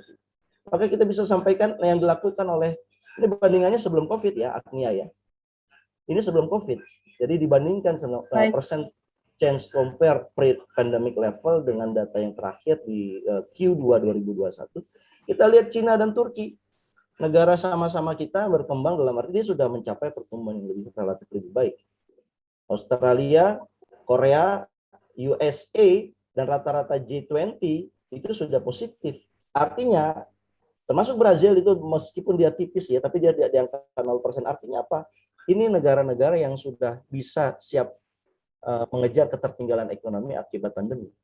Tetapi Indonesia itu kita lihat masih di level dia masih negatif gitu. Artinya kalau kita bandingkan dengan kondisi pre-pandemic level, kita ini masih kedodoran gitu. Nah, sehingga apa yang menurut saya isu-isu fundamental yang belum diadres oleh para menteri saat ini, menurut kami ada 3. Dan ini masalah fundamental. Pertama adalah isu utang dan ketimpangan. Ini bagaimana kok menteri yang berkaitan sama utang ini siapa? Dan terkait sama ketimpangan ini siapa? Ya kita tahu jawabannya ya, menteri yang selalu mengatakan bahwa utang itu baik, utang kita aman. Nyatanya kita punya angka 6.500 triliun utang kita. Nah, ini bagaimana kita Gelora ini ingin berkuasa juga loh, Mbak Andi Nurpati. Jadi kalau kita berkuasa utangnya udah banyak, kita gimana jadinya? Ini kan menyusahkan kita semua ya, Mbak Andi. Warisannya utang. Nah, jangan sampai kita sudah merebut suara rakyat capek-capek, tapi kita mewariskan utang, dan ini dilakukan oleh menteri yang bukan partai politik gitu loh. Nah, ini yang kita memberikan satu teguran ya, bahwa isu utang dan ketimpangan ini adalah isu yang serius, apalagi di era pandemi. Ini kok belum diadres dengan baik. Isu penanganan COVID-19 juga kita masih tertati-tati. Menurut saya pemerintahan ya secara umum lah, kinerja kabinet ini masih kena jebakan pandemi. Apa itu jebakan pandemi? Nanti kalau seandainya ahli pandemi atau ahli epidemiologi mengatakan memprediksi Desember akan muncul lagi varian yang baru, kita nih nggak punya satu strategi yang kuat. Kita hanya ketika ada varian kita lockdown lagi, ekonomi turun lagi. Dan kemudian rakyat harus dipaksa di rumah lagi. Jadi kita nggak punya satu strategi yang holistik. Saat ini sudah akan terjadi lagi, kita sudah sigap. Nah, ini kan kesannya kita error, try and error gitu. Yang kemudian yang korban ada, ekonomi juga tidak tumbuh. Jadi dua-duanya kita mengalami penderitaan. Yang ketiga adalah isu demokrasi dan penegakan hukum. Ini juga isu yang buat apa kemudian kita dalam arti sejahtera, tapi dalam hal demokrasi dan penegakan hukumnya itu kita seperti dalam suasana bukan order reformasi begitu. Ini angka korupsi sudah tinggi dan sebagainya. 2 slide terakhir, siapa yang kemudian kita bisa apresiasi ya, kita berikan rapot hijau begitu. Ya kita sampaikan Menteri Kesehatan, Menteri BUMN, Menteri Koordinator Maritim dan Menteri Luar Negeri itu memberikan satu apresiasi yang bagus. Saya kasih highlight di sini Menteri Kesehatan. Menteri Kesehatan dengan narasi dia yang sudah mulai membaik, ya sudah mulai konsisten, dan ini perlu diapresiasi. Hanya saja mungkin ya vaksinasi yang katanya targetnya akan ada 1 juta per hari, mana herd immunity mana? Ya, ini terlepas dari apresiasi kita, tapi kita melihat masih banyak celah-celah perbaikan dan peningkatan begitu. Tapi kita lihat juga yang masih memberikan perlu perhatian ya, ini warnanya orange lah kira-kira. Ini Menteri Bidang Ekonomi, Menteri Bidang Hukum dan HAM, Menteri Bidang PMK, dan di dalamnya Menteri Pendidikan. Ini yang kaitannya dengan tadi isu ketimpangan, isu utang dan isu ketimpangan sosial. Nah, saya kira itu secara garis besar ya yang bisa saya sampaikan ya. Yang penting adalah bagaimana sebenarnya kalau kita ingin bicara Indonesia 5 besar dunia, itu kita juga harus bicara juga dari visi yang jelas. Dan yang kedua adalah kinerja menteri yang sangat kredibel. Tapi kalau kinerja saat ini saya kira masih menitik beratkan pada pencitraan dan publikasi, bukan kinerja yang sesungguhnya. Lupakan mimpi 5 besar dunia, dan itu yang kita lawan.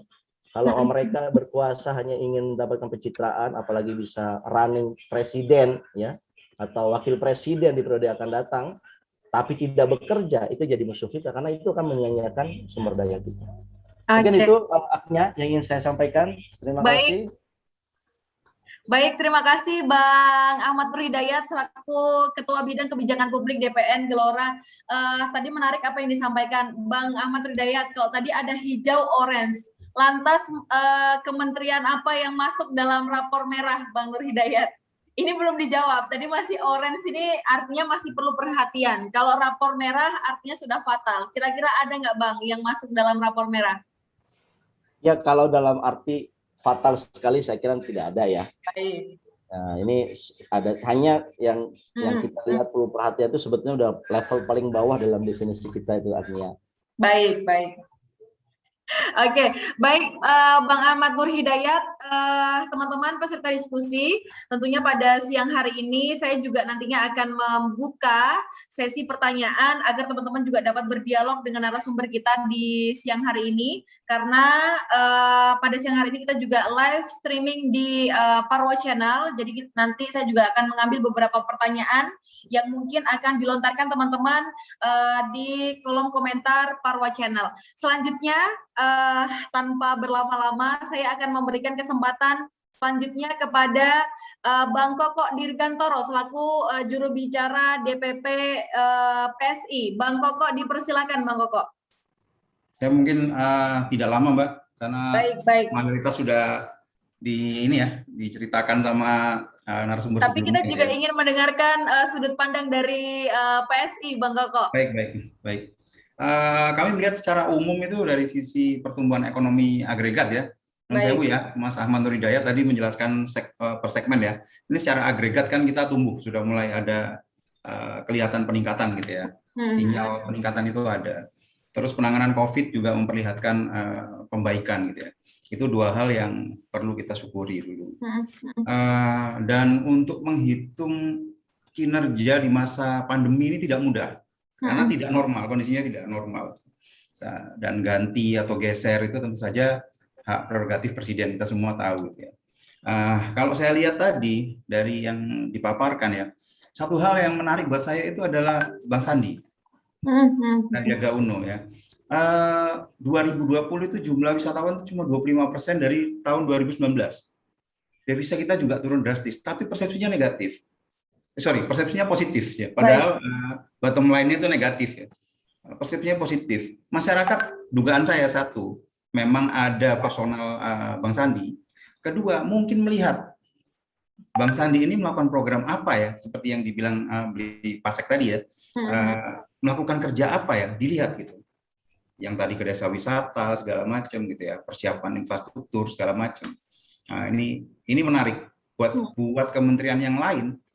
Jika memang masih terkendala karena anggaran, karena refocusing ya kan, karena COVID segala macam, cara Bang Sandi bisa ditiru. Jadi perlihatkan bahwa kita ini melawan gitu loh. Kondisi ini memang tidak mudah, tapi melawan gitu dengan program-program yang strategis gitu. Berikutnya, saya mau agak curhat sedikit ya, beda sama Beli Pasek tadi, menjaga karena posisi pendukung Pak Jokowi gitu ya. Kalau saya sih, saya melihat ada permasalahan koordinasi, Mbak. Ini menterinya malah tidak dibahas. Menurut saya koordinasi antara Menteri Pertanian dan Menteri Perdagangan ini kami lihat ya, kami dari PSI juga melakukan beberapa kali mengingatkan kementerian. Yang pertama itu tentang kedelai. Jadi sempat akhir 2020 dan awal 2021 harga kedelai itu naik pesat. Harga kedelai naik pesat sampai 10.000, bahkan mungkin sekarang lebih. Sementara 70% kedelai kita itu dikonsumsi untuk perajin tempe dan tahu. Tempe dan tahunya itu dikonsumsi masyarakat. Konsumsi tempe per kapita kita itu 6 kg, tinggi sekali dibanding daging. Tinggi sekali. Itu adalah penyangga protein rakyat. Kedelainya itu tinggi sekali dan tidak dijaga sama Mendak. Tidak dijaga sama Mendak dan masa pada saat harganya naik. Karena perang dagang Cina sama Amerika membaik, itu tidak dimanfaatkan, kita menanam sendiri untuk meningkatkan produksi, koordinasi sama Mentan itu. Sampai hari ini tuh harganya masih tinggi. Kami menyoroti ini. Kedua, impor beras. Impor beras kan kemarin hampir semua partai kan menyoroti ya. Menteri Pertanian ngomong stoknya ada, Menteri Perdagangan mau impor. Pada saat panen raya. Beras ini sangat sensitif dengan isu. Jadi disentil sedikit isu impor, harga gabah kering panen langsung turun. Bisa di bawah 4.000, itu petaninya bisa rugi.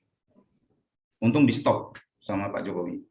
Berikutnya, mungkin banyak yang belum tahu bahwa harga cabai itu turun drastis beberapa saat terakhir. Di petani itu cuma dihargai 5.000. Untuk cabai rawit besar atau cabai rawit merah ya, saya lupa. Itu 5.000. Ongkos petiknya itu 2.000 sampai 3.000. Belum ongkos merawatnya segala macam. Petaninya rugi besar. Ternyata ada impor dari Januari sampai Juni. Impor cabai itu sekitar 29 sampai 30.000 ton gitu kalau saya nggak salah ingat ya. Itu impor cabai apa ya pada saat kita lagi produksi cabai, lagi panennya bagus gitu. Ini Menteri Pertanian sama Menteri Perdagangan ini nggak koordinasi atau bagaimana gitu. Oke. Dan ini tidak masuk dalam persepsi ini. Saya juga bingung gitu. Terus hari ini saya itu lagi ada di Nganjuk. Jadi saya mesti buru-buru, ntar lagi saya harus ke Kediri sama Blitar. Sebenarnya koordinasi partai aja, koordinasi wilayah. Cuma kader itu banyak yang ngeluh karena peternak ayam petelur, harga di kandang telur ayam hari ini itu di bawah 14.000. Untuk break even point, untuk impas ya, mereka itu butuh setidaknya 18.000 sampai 19.000 harga di kandang. Ditambah harga pakan, jagung pakannya itu sempat menyentuh 5.800. Sementara harga standar yang ditetapkan oleh pemerintah itu 3.800, bawah 4.000. Ini berat sekali kondisinya.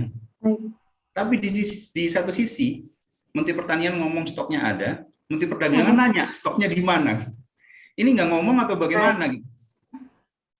Kami keras sekali di sini. PSI tahun ini mengeluarkan beberapa kali rilis terkait hal ini, koordinasi perdagangan sama pertanian ini. Karena kondisi COVID ini, banyak yang tidak bekerja di kota pulang menjadi pekerja di kampungnya atau numpang hidup sama keluarga yang punya sawah apa segala macam. Jadi ini berat sekali kalau nggak dijaga. Ini nih kayak pelampung ekonomi Indonesia hari ini. Nah, kami menyoroti itu. Baik. Sayangnya pertanian maupun perdagangan tidak ada dalam survei. Tapi kami juga melihat Menteri Perdagangan ini juga bekerja cukup keras ya. Mungkin 14-15 bulan terakhir ini kita membukukan surplus neraca perdagangan selama 15 bulan straight berturut-turut, dan terjadi peningkatan 60% ekspor CPO, 15% ekspor otomotif, dan yang agak mengagetkan buat saya itu ada pertumbuhan 60% besi, baja, dan turunannya. Berarti ini ada upaya hilirisasi di bidang mineral, ini sudah mulai berjalan gitu. Baik. Ini menurut saya juga, ya inilah prestasi lah menurut saya. Kayak gitu. Menteri Pertanian pun secara umum, saya melihat untuk pemenuhan kebutuhan oke. Tapi perlu diingat, margin untuk petani, peternak itu juga penting. Tadi Mas Ahmad Rida itu saya senang ngomongin tentang ketimpangan gitu.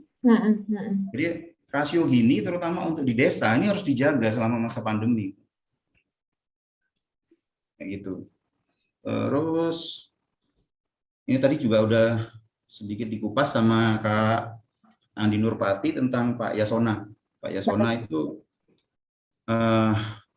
kami banyak sekali catatan tentang beliau ya, terutama terkait Jaksa Pinangki, terus Joko Chandra, sampai kebakaran di lapas gitu. Ini hal-hal yang perlu jadi catatan dan perbaikan gitu. Terus saya tadi ngelihat kalau nggak salah ada menaker juga dipersepsikan buruk. Menurut saya nggak buruk ini menaker ini. Jadi saya lihat ada dua kebijakan yang menarik. Pertama itu bantuan subsidi upah. Ini memberikan masyarakat daya beli di masa sulit. Ini menurut saya ini terobosan. Berikutnya, sudah mempersiapkan kalau nanti recover. Ini saya dengar hari ini Menteri lagi ada pelatihan untuk tenaga kerja yang akan masuk industri pariwisata. Jadi sudah persiapan kalau ini nanti landai dan membaik dunia terkait pandemi, pariwisata dibuka, kita punya tenaga kerja yang mencukupi. Nah, gitu. Terus lagi-lagi, saya juga menyoroti koordinasi Menteri Koperasi dan Kominfo. Menteri Koperasinya ada dalam survei, Kominfonya tidak ada. Baik. Padahal ini berkaitan penting gitu. Kita itu punya 64 juta UMKM. Oke. Nah, 1-2 tahun ini itu udah 11 juta itu migrasi atau hibrid. Jadi dia punya toko online tapi juga punya toko fisik gitu. Mungkin ada yang 100% sudah digital. Ini kan kondisinya UMKM ini harus diselamatkan, harus digeser semua untuk ikut digital atau tertinggal gitu kan. Ini harusnya segera ngomong untuk mempercepat tadi 11 juta paling enggak kita lompatan jauh ke depan ya. Targetnya itu mungkin separuh gitu dari 64 juta itu terdigital gitu ya. Terus saya itu melihat Kominfo itu juga punya program strategis, kalau saya nggak salah ingat ya, 2022 harus akan tersedia layanan internet 4G di 12.500 desa 4G. Ya itu saya rasa kalau itu berhasil, itu menarik untuk jadi infrastruktur dasar yang membantu menteri-menteri yang lain. Gitu. Cakupan saya sih lebih banyak ekonomi ya, yang saya soroti ya, apalagi kondisi seperti ini. Ekonomi untuk masyarakat kecil terutama harus dibantu. Terus UKM dengan BUMN itu juga harusnya koordinasi juga. Ini masalahnya menurut saya semua koordinasi. UKM perorangan maupun usaha kecil yang lain ya, itu selalu punya pinjaman di bank, termasuk juga perorangan ya, kerja informal segala macam itu ada pinjaman di bank. Itu relaksasinya kurang membantu menurut saya. Ini juga mesti ngobrol. Jangan cuma diskon bunga atau diskon tidak bayar 3 bulan, tapi kemudian bayar di double gitu loh. Ini kan mesti ada keseriusan gitu. Kalau enggak, tamat ini. Sama kayak peternak telur yang saya akan temui ini. Mereka BEP butuh 18.000, harga di kandangnya 13.900. Kalau ini berlanjut lama, habis kita. Habis, nggak ada lagi peternaknya. Terus mesti ngomong, kenapa saya juga menyoroti Menteri Pertanian dan Menteri Perdagangan itu ngomong untuk hal-hal kecil kayak begini, supaya tidak timbul konflik horizontal. Saya khawatir sekali. Sekarang ini petani jagung senang karena harga jagungnya mahal, tapi peternaknya peternaknya mengeluh karena harganya buruk. Kalau ini dibiarkan, satu belain peternak, satu belain petani jagung, ini bisa benturan loh. Ini mesti diperbaiki. Jadi hal-hal seperti ini yang menurut saya mesti dijadikan catatan. Jadi selain persepsi tadi yang melalui survei, ya kan, kita harus tentukan juga besaran-besaran kebijakan jangka pendek dan juga kebijakan strategis terkait pandemi. Apa yang akan dijalankan oleh menteri, targetnya apa, berhasil atau tidak. Terus mempersiapkan pasca pandemi mau ngapain. Kayak gitu. Baik. Itu sih yang bisa disampaikan, Pak Agnia. Baik, terima kasih Bang Koko Dirgantoro dari selaku juru bicara DPP PSI. Sebenarnya saya masih ada satu narasumber, Bang Ahmad Yani selaku Ketua Umum Masyumi Reborn, tapi mungkin pada kesempatan kali ini masih belum bisa bergabung. Nanti kalau misalkan sudah hadir dalam room ini, kita akan memberikan kesempatan kepada Bang Ahmad Yani untuk juga dapat menyampaikan atau memaparkan sudut pandang dari Partai Masyumi Reborn. Teman-teman peserta diskusi, saat ini saya akan membuka sesi tanya jawab, sesi dialog bersama dengan narasumber. Saya persilahkan terlebih dahulu apabila ada teman-teman yang ingin bertanya secara langsung, saya berikan kesempatan kepada 2 orang penanya. Tinggal diklik tombol raise hand yang tertera. Baik, apakah ada dari teman-teman yang ingin bertanya secara langsung kepada narasumber kita di siang hari ini?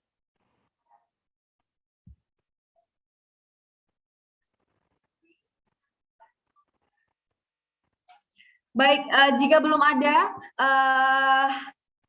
Bapak Ibu narasumber, saya akan membacakan pertanyaan yang ada di live streaming YouTube Parwa Channel.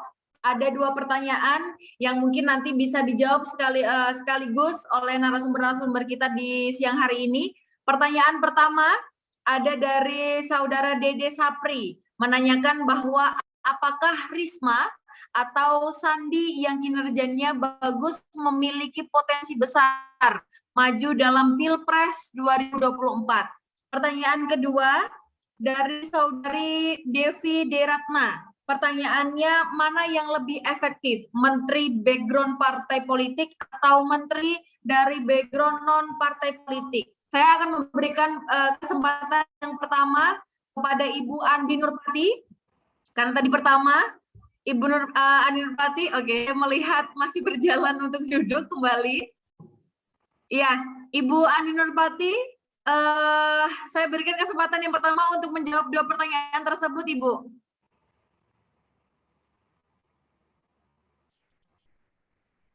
Ya, terima kasih. Sebetulnya posisi menteri mau background partai atau profesional itu pada dasarnya kan tinggal menunjukkan kinerjanya, kapasitasnya, kapabilitasnya, dan potensi yang dimiliki yang bersangkutan terhadap menjalankan tugasnya secara maksimal. Menteri itu kesulitannya apa sih? Duitnya sudah disiapin oleh negara, ya kan? Pegawainya sudah disiapkan, perangkatnya sudah disiapkan. Jadi menurut saya tidak ada yang susah jadi menteri itu. Gitu. Kalau ada menteri yang kesulitan melaksanakan tupoksinya dengan maksimal, berarti itu kapasitas dirinya yang tidak mumpuni gitu, atau kurang lah. Karena jadi menteri itu kan tidak hanya butuh profesionalisme terkait dengan bidangnya ya. Banyak kan yang dibutuhkan juga misalnya manajerialnya, leadership-nya seperti apa, kemudian teamwork-nya bagaimana dia memanage teamwork dengan baik, bagaimana sumber daya manusianya bisa dimaksimalkan, strateginya bagaimana. Seperti tadi saya setuju bahwa jangan sampai tiba lagi COVID fase ketiga, tapi kemudian pemerintah nggak siap. Seperti kemarin ya, kemarin itu membludak, tapi pemerintah nggak siap.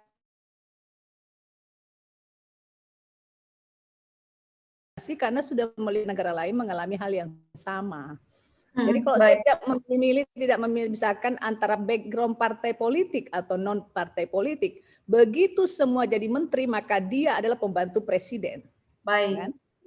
Mereka harus menjalankan dengan maksimal tugasnya. Kalau tidak mampu ya bagaimana caranya, kan mereka punya staf ahli, punya tenaga ahli, minta tolong dengan bidang lain yang terkait, nggak usah malu-malu lah, misalnya minta tolong masukan dari kampus, dari sekolah gitu ya, kayak Nadiem, jangan mengambil keputusan sendiri tanpa minta pertimbangan-pertimbangan, walaupun Anda profesor doktor misalnya, apalagi kalau enggak gitu kan. Nah, ini kayak seperti misalnya membubarkan BNSP gitu ya, itu kan menjadi sesuatu yang menurut saya sih ya, pelanggaran undang-undang udah pasti gitu loh. Nah, kenapa menteri mau melakukan pelanggaran undang-undang? Itu dibiarkan juga oleh pihak yang lain gitu. Nah, ini yang menurut saya sih soal kapasitas, kembali kepada kapasitas. Kecuali kalau itu juga ada perintah dari atasan sekalipun kalau melanggar undang-undang, undang-undangnya perbaiki dulu, rubah dulu, revisi dulu dan lain-lain gitu. Dan tidak urgen gitu.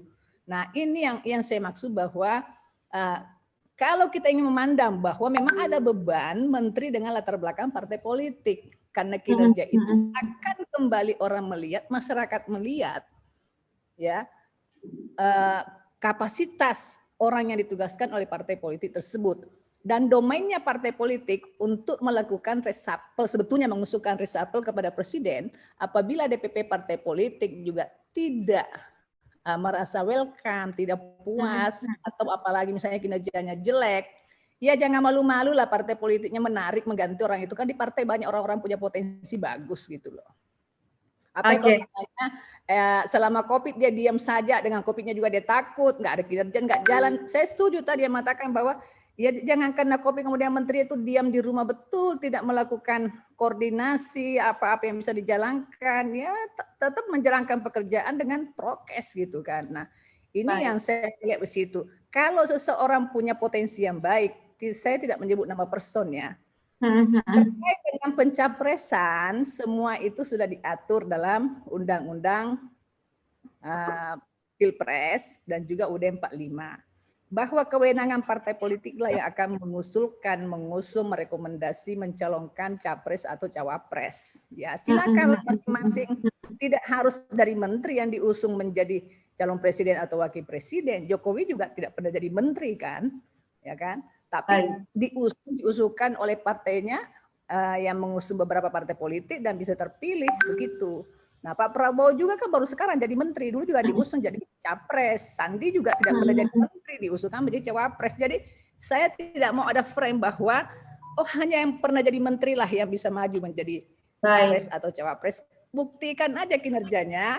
Bagaimana masyarakat puas kinerja Anda itu bisa membuat Anda kemudian dilirik oleh partai politik untuk diusulkan menjadi calon presiden atau wakil presiden. Bahkan Sri Mulyani, rezim manapun, rezim SBY dia menteri keuangan, rezim Jokowi dia menteri keuangan. Terus ya memang karena capability orangnya itu ada di situ gitu loh. Tidak memandang rezim, tapi memang profesionalismenya dibutuhkan oleh negara. Gitu. Tapi nambah hutang terus gimana Bu Andi? Nah, kalau nambah utang ya memang karena saat ini mungkin mismanajerial keuangannya gitu ya. Mismanajerial itu banyak faktor. Bisa karena ada pesanan pimpinan, ya kan? Atasan maunya begini. Nah, sehingga dia tidak punya cara lain kecuali dengan cara menambah utang, ya. Harusnya juga Menteri Keuangan, maaf ya, walaupun pada zaman SBY beliau kan bagus ketika jadi Menteri Keuangan, kok sekarang hasilnya begini ya? Mungkin ada hal yang berbeda dari perintah atasan yang dia tidak mampu untuk mengatakan no Mr. Presiden, ini tidak bisa dilakukan. Gitu. Kalau dilakukan dampaknya kan begini. Nah, sekarang kan kita keteteran tuh. Membayar bunga utang saja ya tiap tahun, tiap bulan ini kita bayar terus ya. Apalagi membayar utangnya itu sendiri ya kapan selesainya. Kalau enggak ada exit strategis yang disiapkan oleh negara, maka kita ini anak cucu kita akan membayar utang-utang itu dan rezim Jokowi akan tercatat dalam sejarah ya untuk beban utang yang terlalu menumpuk. Nah, yang anehnya sekarang pemerintah masih mau menambah utang lagi. Padahal kita tahu juga harga-harga itu naik terus. Saya masih ingat ada politisi yang menangis ketika SBY menaikkan harga bensin pada saat itu premium. Nah sekarang naik terus nggak ada nangis, ya. Orang yang nangis itu malah diam gitu loh. Ini kemarin minggu ini naik lagi nih saya dengar. Naiknya tuh nggak tanggung-tanggung bisa sampai 1.000-an, 2.000-an. Bahkan premium saya kalau sering kadang kita suka bepergian ya. Di Jakarta saya temukan yang namanya premium itu sudah susah, bahkan nyaris tidak ada, apalagi di pom bensin ya. Baik. Saya ke daerah sama juga orang ngantri panjang untuk mengisi premium, bahkan sebagian sudah tidak ada gitu. Nah ini kan apa dampaknya seperti apa? Jadi jangan pemerintah menyalahkan hanya rendahnya daya beli masyarakat, tetapi juga pemerintah harus mengevaluasi kebijakan-kebijakan yang diambil. Menaikkan harga dalam sektor BBM misalnya pasti implikasinya besar terhadap transportasi, pasti naik, harga-harga barang naik, apalagi namanya makanan ya. Sembako dan lain pasti semua membutuhkan transportasi. Jadi ini yang saya katakan simultan efek dari kebijakan itu akan mempengaruhi apa yang akan terjadi di masyarakat. Nah, saya melihat bahwa kementerian saat ini, menteri-menteri saat ini memang cukup kewalahan lah ya untuk menjalankan kinerja kementeriannya, apalagi saya mendengar bukan hanya menteri ya, juga kepala daerah menyatakan APBD mereka semua diminta oleh presiden atau pemerintah pusat untuk melakukan refocusing anggaran 70% untuk kepentingan COVID. Tetapi kan tidak berbanding lurus dengan penanganan COVID-nya yang cepat, tepat sasaran dan lain-lain. Meskipun sekarang kita senangnya kalau dari dulu kan pemerintah mau mendengarkan aspirasi atau usulan Demokrat bahwa stay home lah salah satu. Kalau bahasa umumnya kita mau bilang lockdown lah ya. Lockdown itu dalam konteks bisa diterjemahkan mana yang harus memang wajib tinggal di rumah, mana yang harus ditutup. Bukan masalah gitu ya. Jadi itu yang saya melihat bahwa menteri kalau punya masalah kinerja, presiden kan bisa memanggil, bisa menegur, Menko-nya juga bisa melakukan hal yang sama. Tetapi kalau yang paling bermasalah, kalau memang presidennya yang tidak memandang itu sebagai suatu masalah. Gitu. Baik. Baik.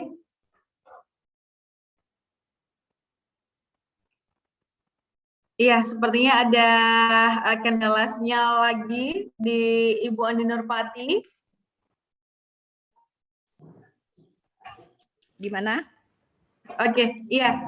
Tadi sempat terjeda Ibu, apakah akan dilanjutkan atau cukup untuk jawaban dua pertanyaan tadi? Ada yang belum saya jawab ya? Oke, sepertinya sudah Ibu, karena pertanyaan kedua tadi juga sudah dijawab terkait dengan apakah Risma dan Sandi memiliki potensi besar maju dalam Pilpres 2024. Tadi juga Bu Andi sudah menjawab, tapi mungkin apakah ada tambahan lagi Bu Andi? Sementara cukup, biar yang lain bisa memberikan tanggapan. Baik, terima kasih Bu Andi Nurpati. Selanjutnya saya ingin geser ke Pak Gede Pasek Suardika selaku Sekjen DPP Hanura untuk menjawab kedua pertanyaan tersebut. Baik, terima kasih.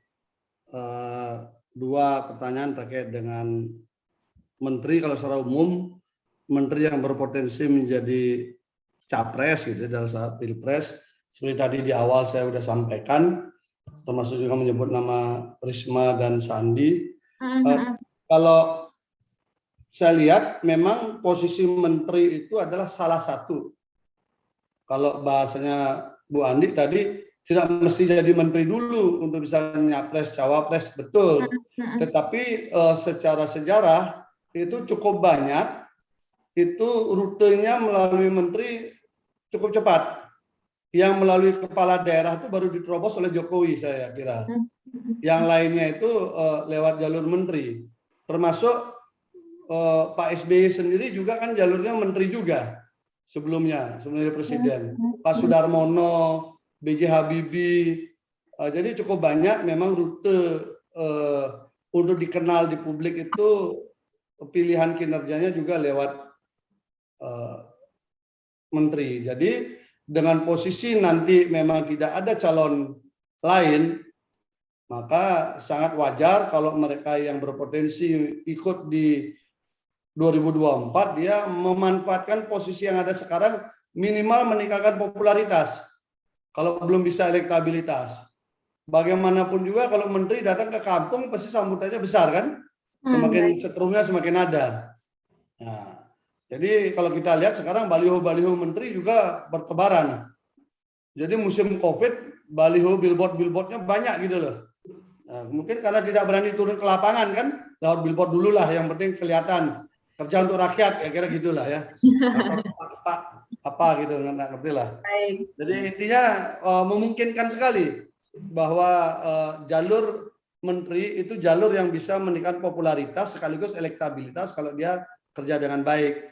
Masalah bahwa berikutnya dia akan punya partai untuk mengusung atau tidak itu sangat tergantung daripada amandemen UUD 45 juga. Kalau misalnya dikembalikan ke 0%, potensi mereka akan sangat besar karena akan banyak potensi partai yang bisa mengusung kan.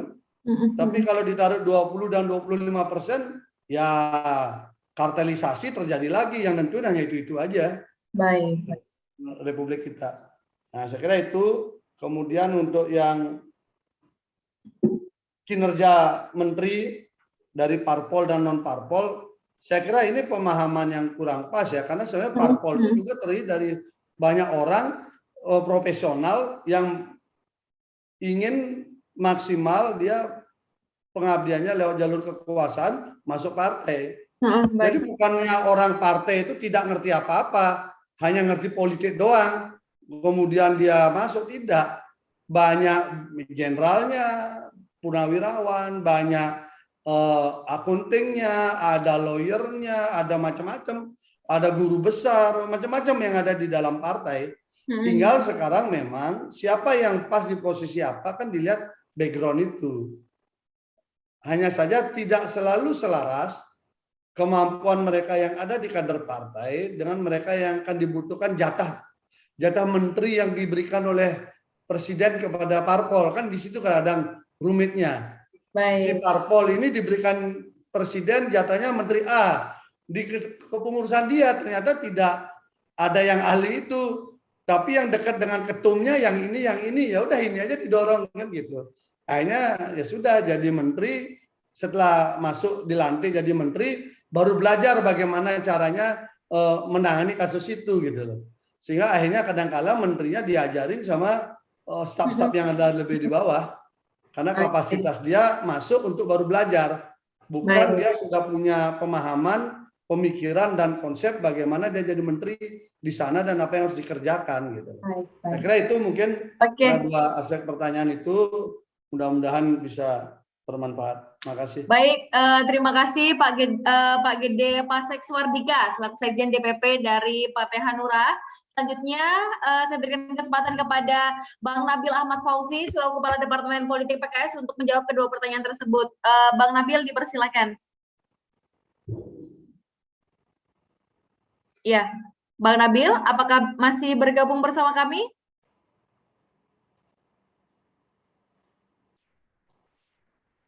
Iya, sekali lagi, Bang Nabil, apakah masih bergabung bersama kami?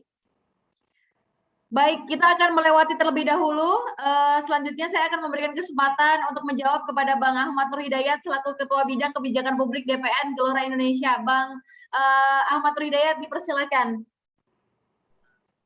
Ya, pertanyaan atas membedakan antara kaum profesional dengan kaum politik itu satu menurut saya hal yang persoalan di era saat ini ya. Jadi seolah-olah orang yang masuk partai politik ini adalah orang yang biasa melakukan politik dagang sapi.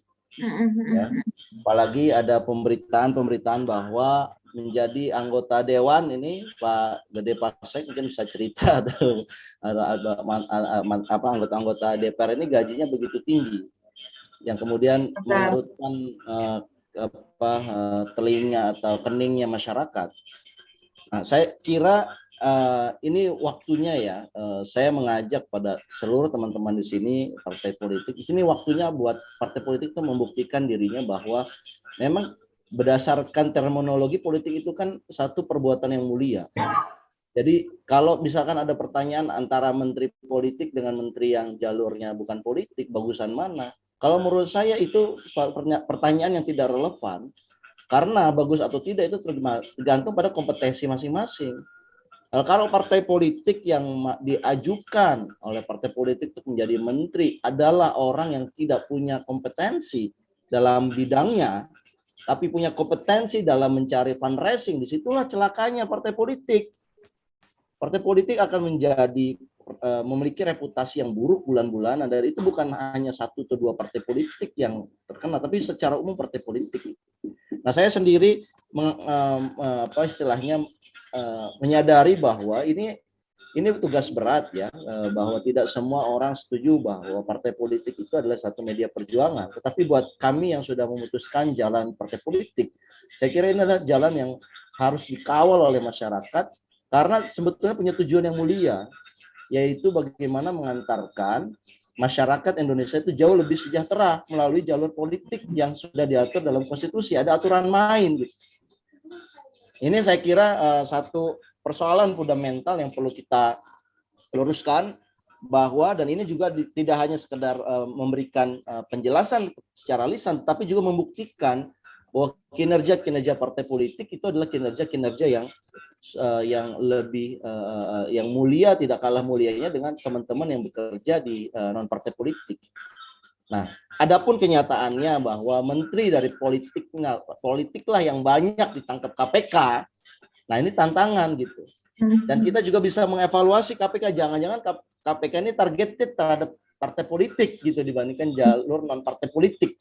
Nah, ini kita juga harus mengkritis gitu loh, apa yang terjadi gitu ya. Kalau misalkan kita bicara kemarin Menteri Sosial dari partai politik yang ditangkap gitu ya, Menteri KKP dari partai politik. Nah, tapi kan sebenarnya korupsi itu konflik kepentingan itu terjadi di semua level ya. Yang ini kemudian harus kita luruskan gitu.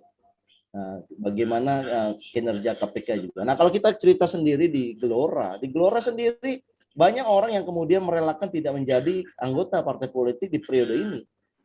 Bukan karena tidak tergiur dengan uang gaji yang tinggi yang kemudian wah tinggi banget gitu kan. Tetapi karena memang kita ingin retreat ke belakang dulu, kemudian kita mau menyiapkan strategi yang lebih tepat, kemudian meluruskan bahwa ini kita bergerak tidak mau berdasarkan semata-mata kekuasaan ansih, tetapi bagaimana kita juga punya visi yang jelas, dan visi ini menurut kami sangat mengindonesia. Kita tidak bicara as personal, karena kalau as personal, nah kayak misalkan yang terkait sama Pak Jokowi memilih satu personal tertentu karena dianggap yang paling punya pesona, diberikan 5 jabatan sekaligus. Nah, menurut kita itu satu hal yang tidak tepat. Karena apa? Ini kita bicara negara as system. Kita tidak bicara pesonanya satu individu by individu begitu. Nah, jadi kalau kita sudah punya sistem yang baik, kalau orang yang buruk atau orang yang tanda kutip biasa aja masuk dalam sistem itu, dia akan berkinerja baik. Tapi kalau sistemnya buruk, sebaik apapun orang yang masuk dalam sistem itu, dia akan buruk. Nah, inilah tanggung jawab kita dalam membangun sistem itu. Jadi kita melihat harusnya ketika seseorang individu jadi masuk menteri itu tidak lagi melihat dalam arti dia kompetensi atau tidak, harusnya ada satu sistem. Kan kita sudah punya menteri koordinator ya, Agnia ya. Itu yang menteri koordinator itulah yang kemudian harus mengkoordinasikan dengan baik. Bahwa menteri itu harus punya target tertentu yang harus dicapai. Nah, persoalannya ditanya hal target, balik lagi ke pertanyaan ke penjelasan kami di awal, ini karena tidak connect dengan indikator-indikator pertumbuhan ekonomi. Jadi ide besar kita adalah kalau misalkan menteri pertanian, ya dia harus bertanggung jawab kepada sektor pertanian dalam growth ekonominya. Ketika bisa mencalonkan menteri pekerjaan umum, maka sektor konstruksi harus bagus capaian pertumbuhan ekonominya. Nah, dengan begitu sistem bekerja dan orang gampang dievaluasi. Kalau dia nggak mencapai target, ya Anda ganti. Mau dari partai politik ataupun non partai politik, tidak sesuai dengan target pertumbuhan ekonomi secara sektoral tadi, harus diganti. Baik. Itu indikator yang paling jelas untuk mesejahterakan rakyat.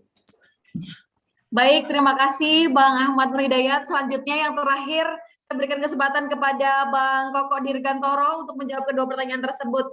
Bang Koko, dipersilakan. Boleh diulang nggak ya? Saya tadi sempat mikir Untuk soalnya. pertanyaan pertama, Bang, apakah Risma atau Sandi yang kinerjanya bagus memiliki potensi besar maju dalam Pilpres 2024? Dan yang kedua, mana yang lebih efektif, menteri background parpol atau non parpol? Oh, oke.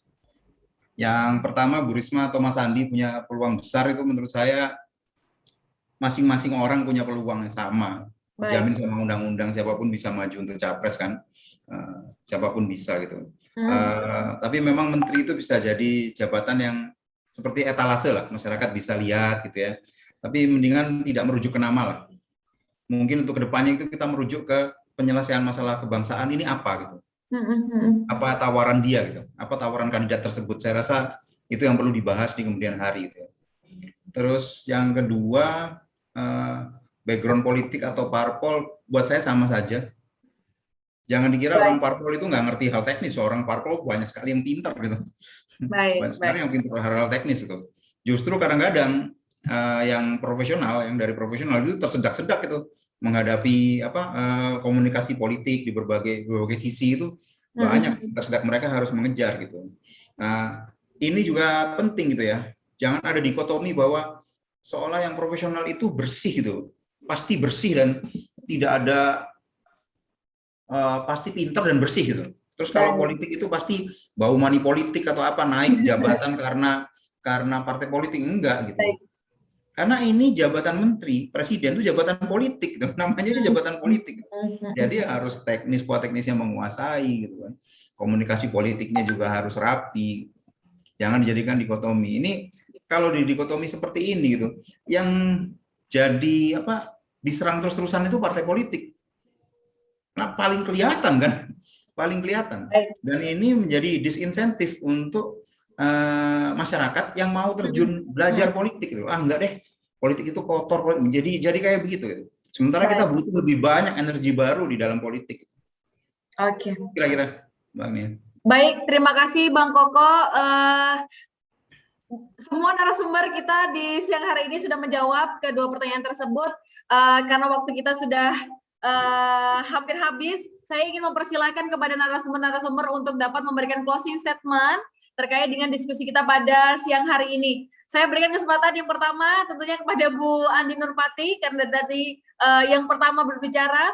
Silakan Bu Andi Nurpati, closing statement untuk pertemuan kita di siang hari ini. Ya, cuman begini aja. Siapapun menterinya dengan latar belakang apapun, kita partai oposisi, Partai Demokrat, dan juga rakyat pada umumnya tentunya mengharapkan kinerjanya diperbaiki lagi, dimaksimalkan lagi, waktu masih cukup sampai 2024. Baik. Dan tentunya kita berharap juga kepada Pak Jokowi sebagai presiden dan Kiai Maruf sebagai wakil presiden agar supaya memberikan tupoksi semaksimal mungkin, arahan semaksimal mungkin sesuai dengan tupoksi mereka masing-masing, dan teamwork-nya mampu menerjemahkan perintah presiden dan program-programnya. Mohon diperhatikan suara rakyat, ya, keluhan rakyat, aspirasi rakyat.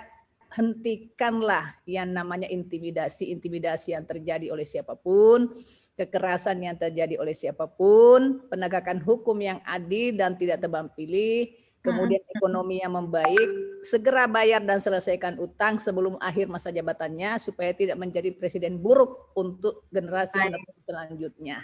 Terima kasih. Kita berharap bahwa rakyat Indonesia semakin sehat, terhindar dari COVID-19 dengan penanganan yang baik dan maksimal, tentunya dengan planning yang baik. Baik. Terima kasih Bu Ani Nurpati selaku Deputi Bapilu DPP Partai Demokrat. Selanjutnya saya berikan kesempatan untuk closing statement dari Pak Gede Pasek Swardika selaku Sekjen DPP Hanura. Dipersilakan Pak Gede Pasek. Baik, terima kasih. Yang pertama tentu kita doakan kabinet sekarang bisa maksimal, berdaya guna, dan apabila ada reshuffle juga untuk penajaman dan produktivitas yang lebih kencang, lebih maksimal, sehingga bermanfaat untuk seluruh rakyat.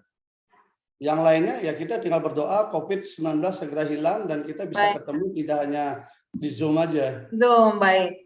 Betul. Ada lagi satu Pak Gede.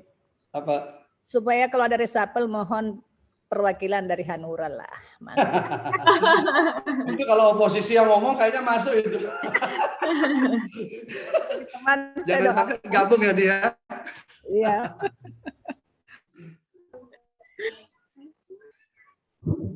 Baik, ada tambahan dari Pak Gede Pasek? Enggak, cukup. Oke. Namanya closing ditutup dan panjang-panjang. Doain jadi menteri cukup lah. Baik, terima kasih Pak Gede Pasek Swardika selaku Sekjen DPP Hanura.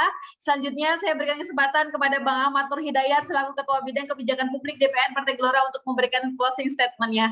Dipersilakan, Bang. Kita doakan Pak Gede bisa masuk kabinet. Amin. Baik, amin. Pak Gede Pasek Swardika ini sudah dilirik Partai Gelora loh Mbak, sebenarnya loh Mbak. Iya. Oh, berarti Gelora setelah ini juga Bang. Ya siapa tahu Pak Gede kita doakan aja. Gelora belum masuk sih, tapi boleh lah. Mungkin karena warnanya masih biru-biru itu mungkin. Jangan, Nasdem juga biru sama PAN.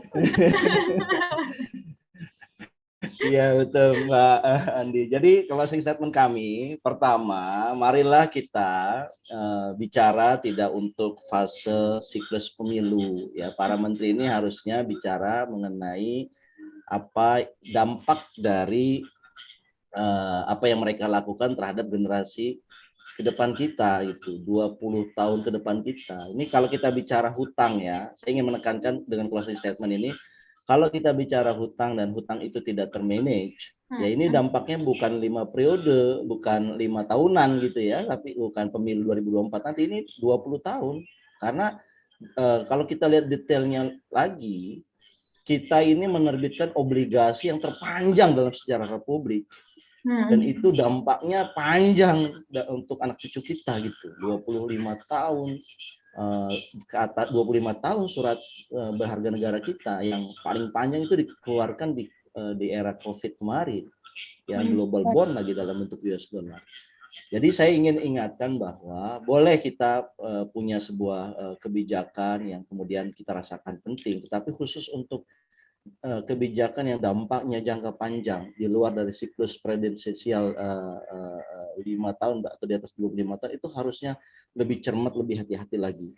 Ya, saya ingin katakan dalam closing statement ini bahwa isu utang dan isu ketimpangan ini harus segera diadres.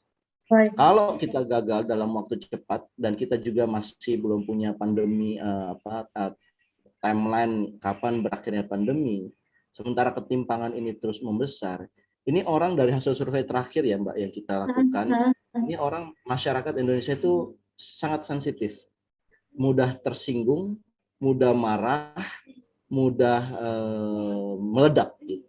Dan kalau udah dalam posisi seperti itu, saya khawatir kalau kita tidak segera mengadres isu ketimpangan, saya khawatir tiba-tiba ada satu ledakan yang kemudian kita tidak bisa kendalikan gitu. Nah, semoga tidak terjadi. Kami terus tidak bosan-bosannya Partai Gelora, padahal kita bukan partai oposisi loh, Mbak, dan juga bukan partai pendukung. Kita nggak ada yang masuk kabinet, kita juga belum punya kursi di DPR gitu. Tapi kita dengan sadar bahwa ini kalau kita mau bicara Indonesia maju, membesar dunia, maka kita harus urai dulu fundamental ekonominya. Dan saya ingin sampaikan fundamental ekonomi hari ini dan ini berdampak siapapun presidennya nanti yang gantiin Pak Jokowi, ini akan berdampak yaitu masalah utang dan masalah ketimpangan. Oleh karena itu, wahai menteri yang punya amanah untuk menandatangani hutang dan menyelesaikan ketimpangan, bekerjalah dengan baik. Apabila tidak, Baik, saya pikir harus di-reshuffle itu menteri itu. baik. Digantiin Semoga oleh tersampaikan. Pak Gede Pasek itu kalau bisa. Baik. Baik, terima kasih Bang Ahmad Nur Hidayat selaku Ketua Bidang Kebijakan Publik DPR Partai Gelora Indonesia. Selanjutnya terakhir closing statement dari Bang Kokok Dirgantoro selaku juru bicara DPP PSI, dipersilakan Bang Kokok. Iya, Bang Kokok. Masih mute, sorry. Ada Oke, siap. 4 hal ya. Ada 4 hal yang saya tabulasi untuk menteri ataupun tokoh-tokoh politik ya. Yang pertama itu mengetahui target dan strategi untuk mencapainya. Menteri terutama itu harus mempertajam menjelang COVID selesai dan pasca COVID. Itu apa yang harus dilakukan, harus dicicil dari sekarang itu. Rencananya seperti apa? Jangka pendek saja, akhir tahun ini kalau dibiarkan dibiarkan kita terlena ya karena COVID-nya turun. Ini orang pada ini semua loh, pulang kampung, wisata, liburan, ini ledakan lagi kita kalau nggak siap-siap. Ini mesti ada strateginya, jangka pendeknya kayak begitu, ya kan? Nanti mikir jangka panjangnya, tenaga kerja, ekonomi, pertanian seperti apa gitu. Harus menguasai juga substansinya. Baik. Substansi bidangnya apa. Terus ketiga, mampu melakukan komunikasi publik dengan baik. Itu salah satu kuncinya. Jadi menjalankan program strategis, terus komunikasi ke publik. Ini yang sudah saya jalankan. Ini orang jadi lihat gitu. Orang itu kan kadang selain lihat bottom line, juga menghormati proses. Ini yang harus dimanfaatkan sama menteri. Yang berikutnya itu piawai dan bermartabat dalam komunikasi politik. Ini 4 hal yang harus dipertajam dalam jangka pendek. Itu kira-kira, Mbak Agnia. Baik, terima kasih Bang Kokok Dirgantoro, teman-teman peserta diskusi Parwa Institute di siang hari ini dan juga seluruh narasumber yang telah hadir. Tentunya pastinya salah satu indikator terpenting dalam memajukan pembangunan nasional adalah dengan hadirnya para menteri yang mampu menjalankan tugas dan tanggung jawabnya dengan baik, serta mampu terus melakukan inovasi dan kreativitas untuk menjawab tantangan zaman. Tentunya partai politik juga memiliki peran penting dalam menyiapkan dan juga mendorong kinerja dan juga laju pemerintah yang jauh lebih baik.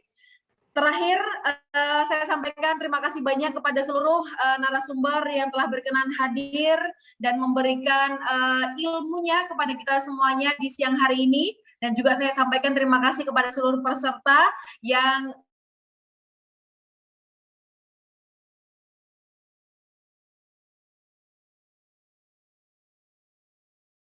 dengan Parwa Institute kita selalu mengupas isu-isu yang hari ini menjadi problem di negara kita. Semoga Indonesia semakin membaik dan juga COVID juga lekas membaik. Semua Indonesia tumbuh menjadi negara yang lebih baik. Saya selaku pembawa acara, moderator pada siang hari ini, memohon maaf apabila terdapat kesalahan dalam membawakan acara. Billahi taufiq wal hidayah. Wassalamualaikum warahmatullahi wabarakatuh. Terima kasih kepada Waalaikumsalam. Pak Gede Pasek, Nur Hidayat. Terima kasih semuanya. Terima kasih Agnia. Bang Kokok, terima kasih. Terima kasih, sama-sama. Terima kasih Kak Agnia. Terima kasih semuanya. Terima kasih.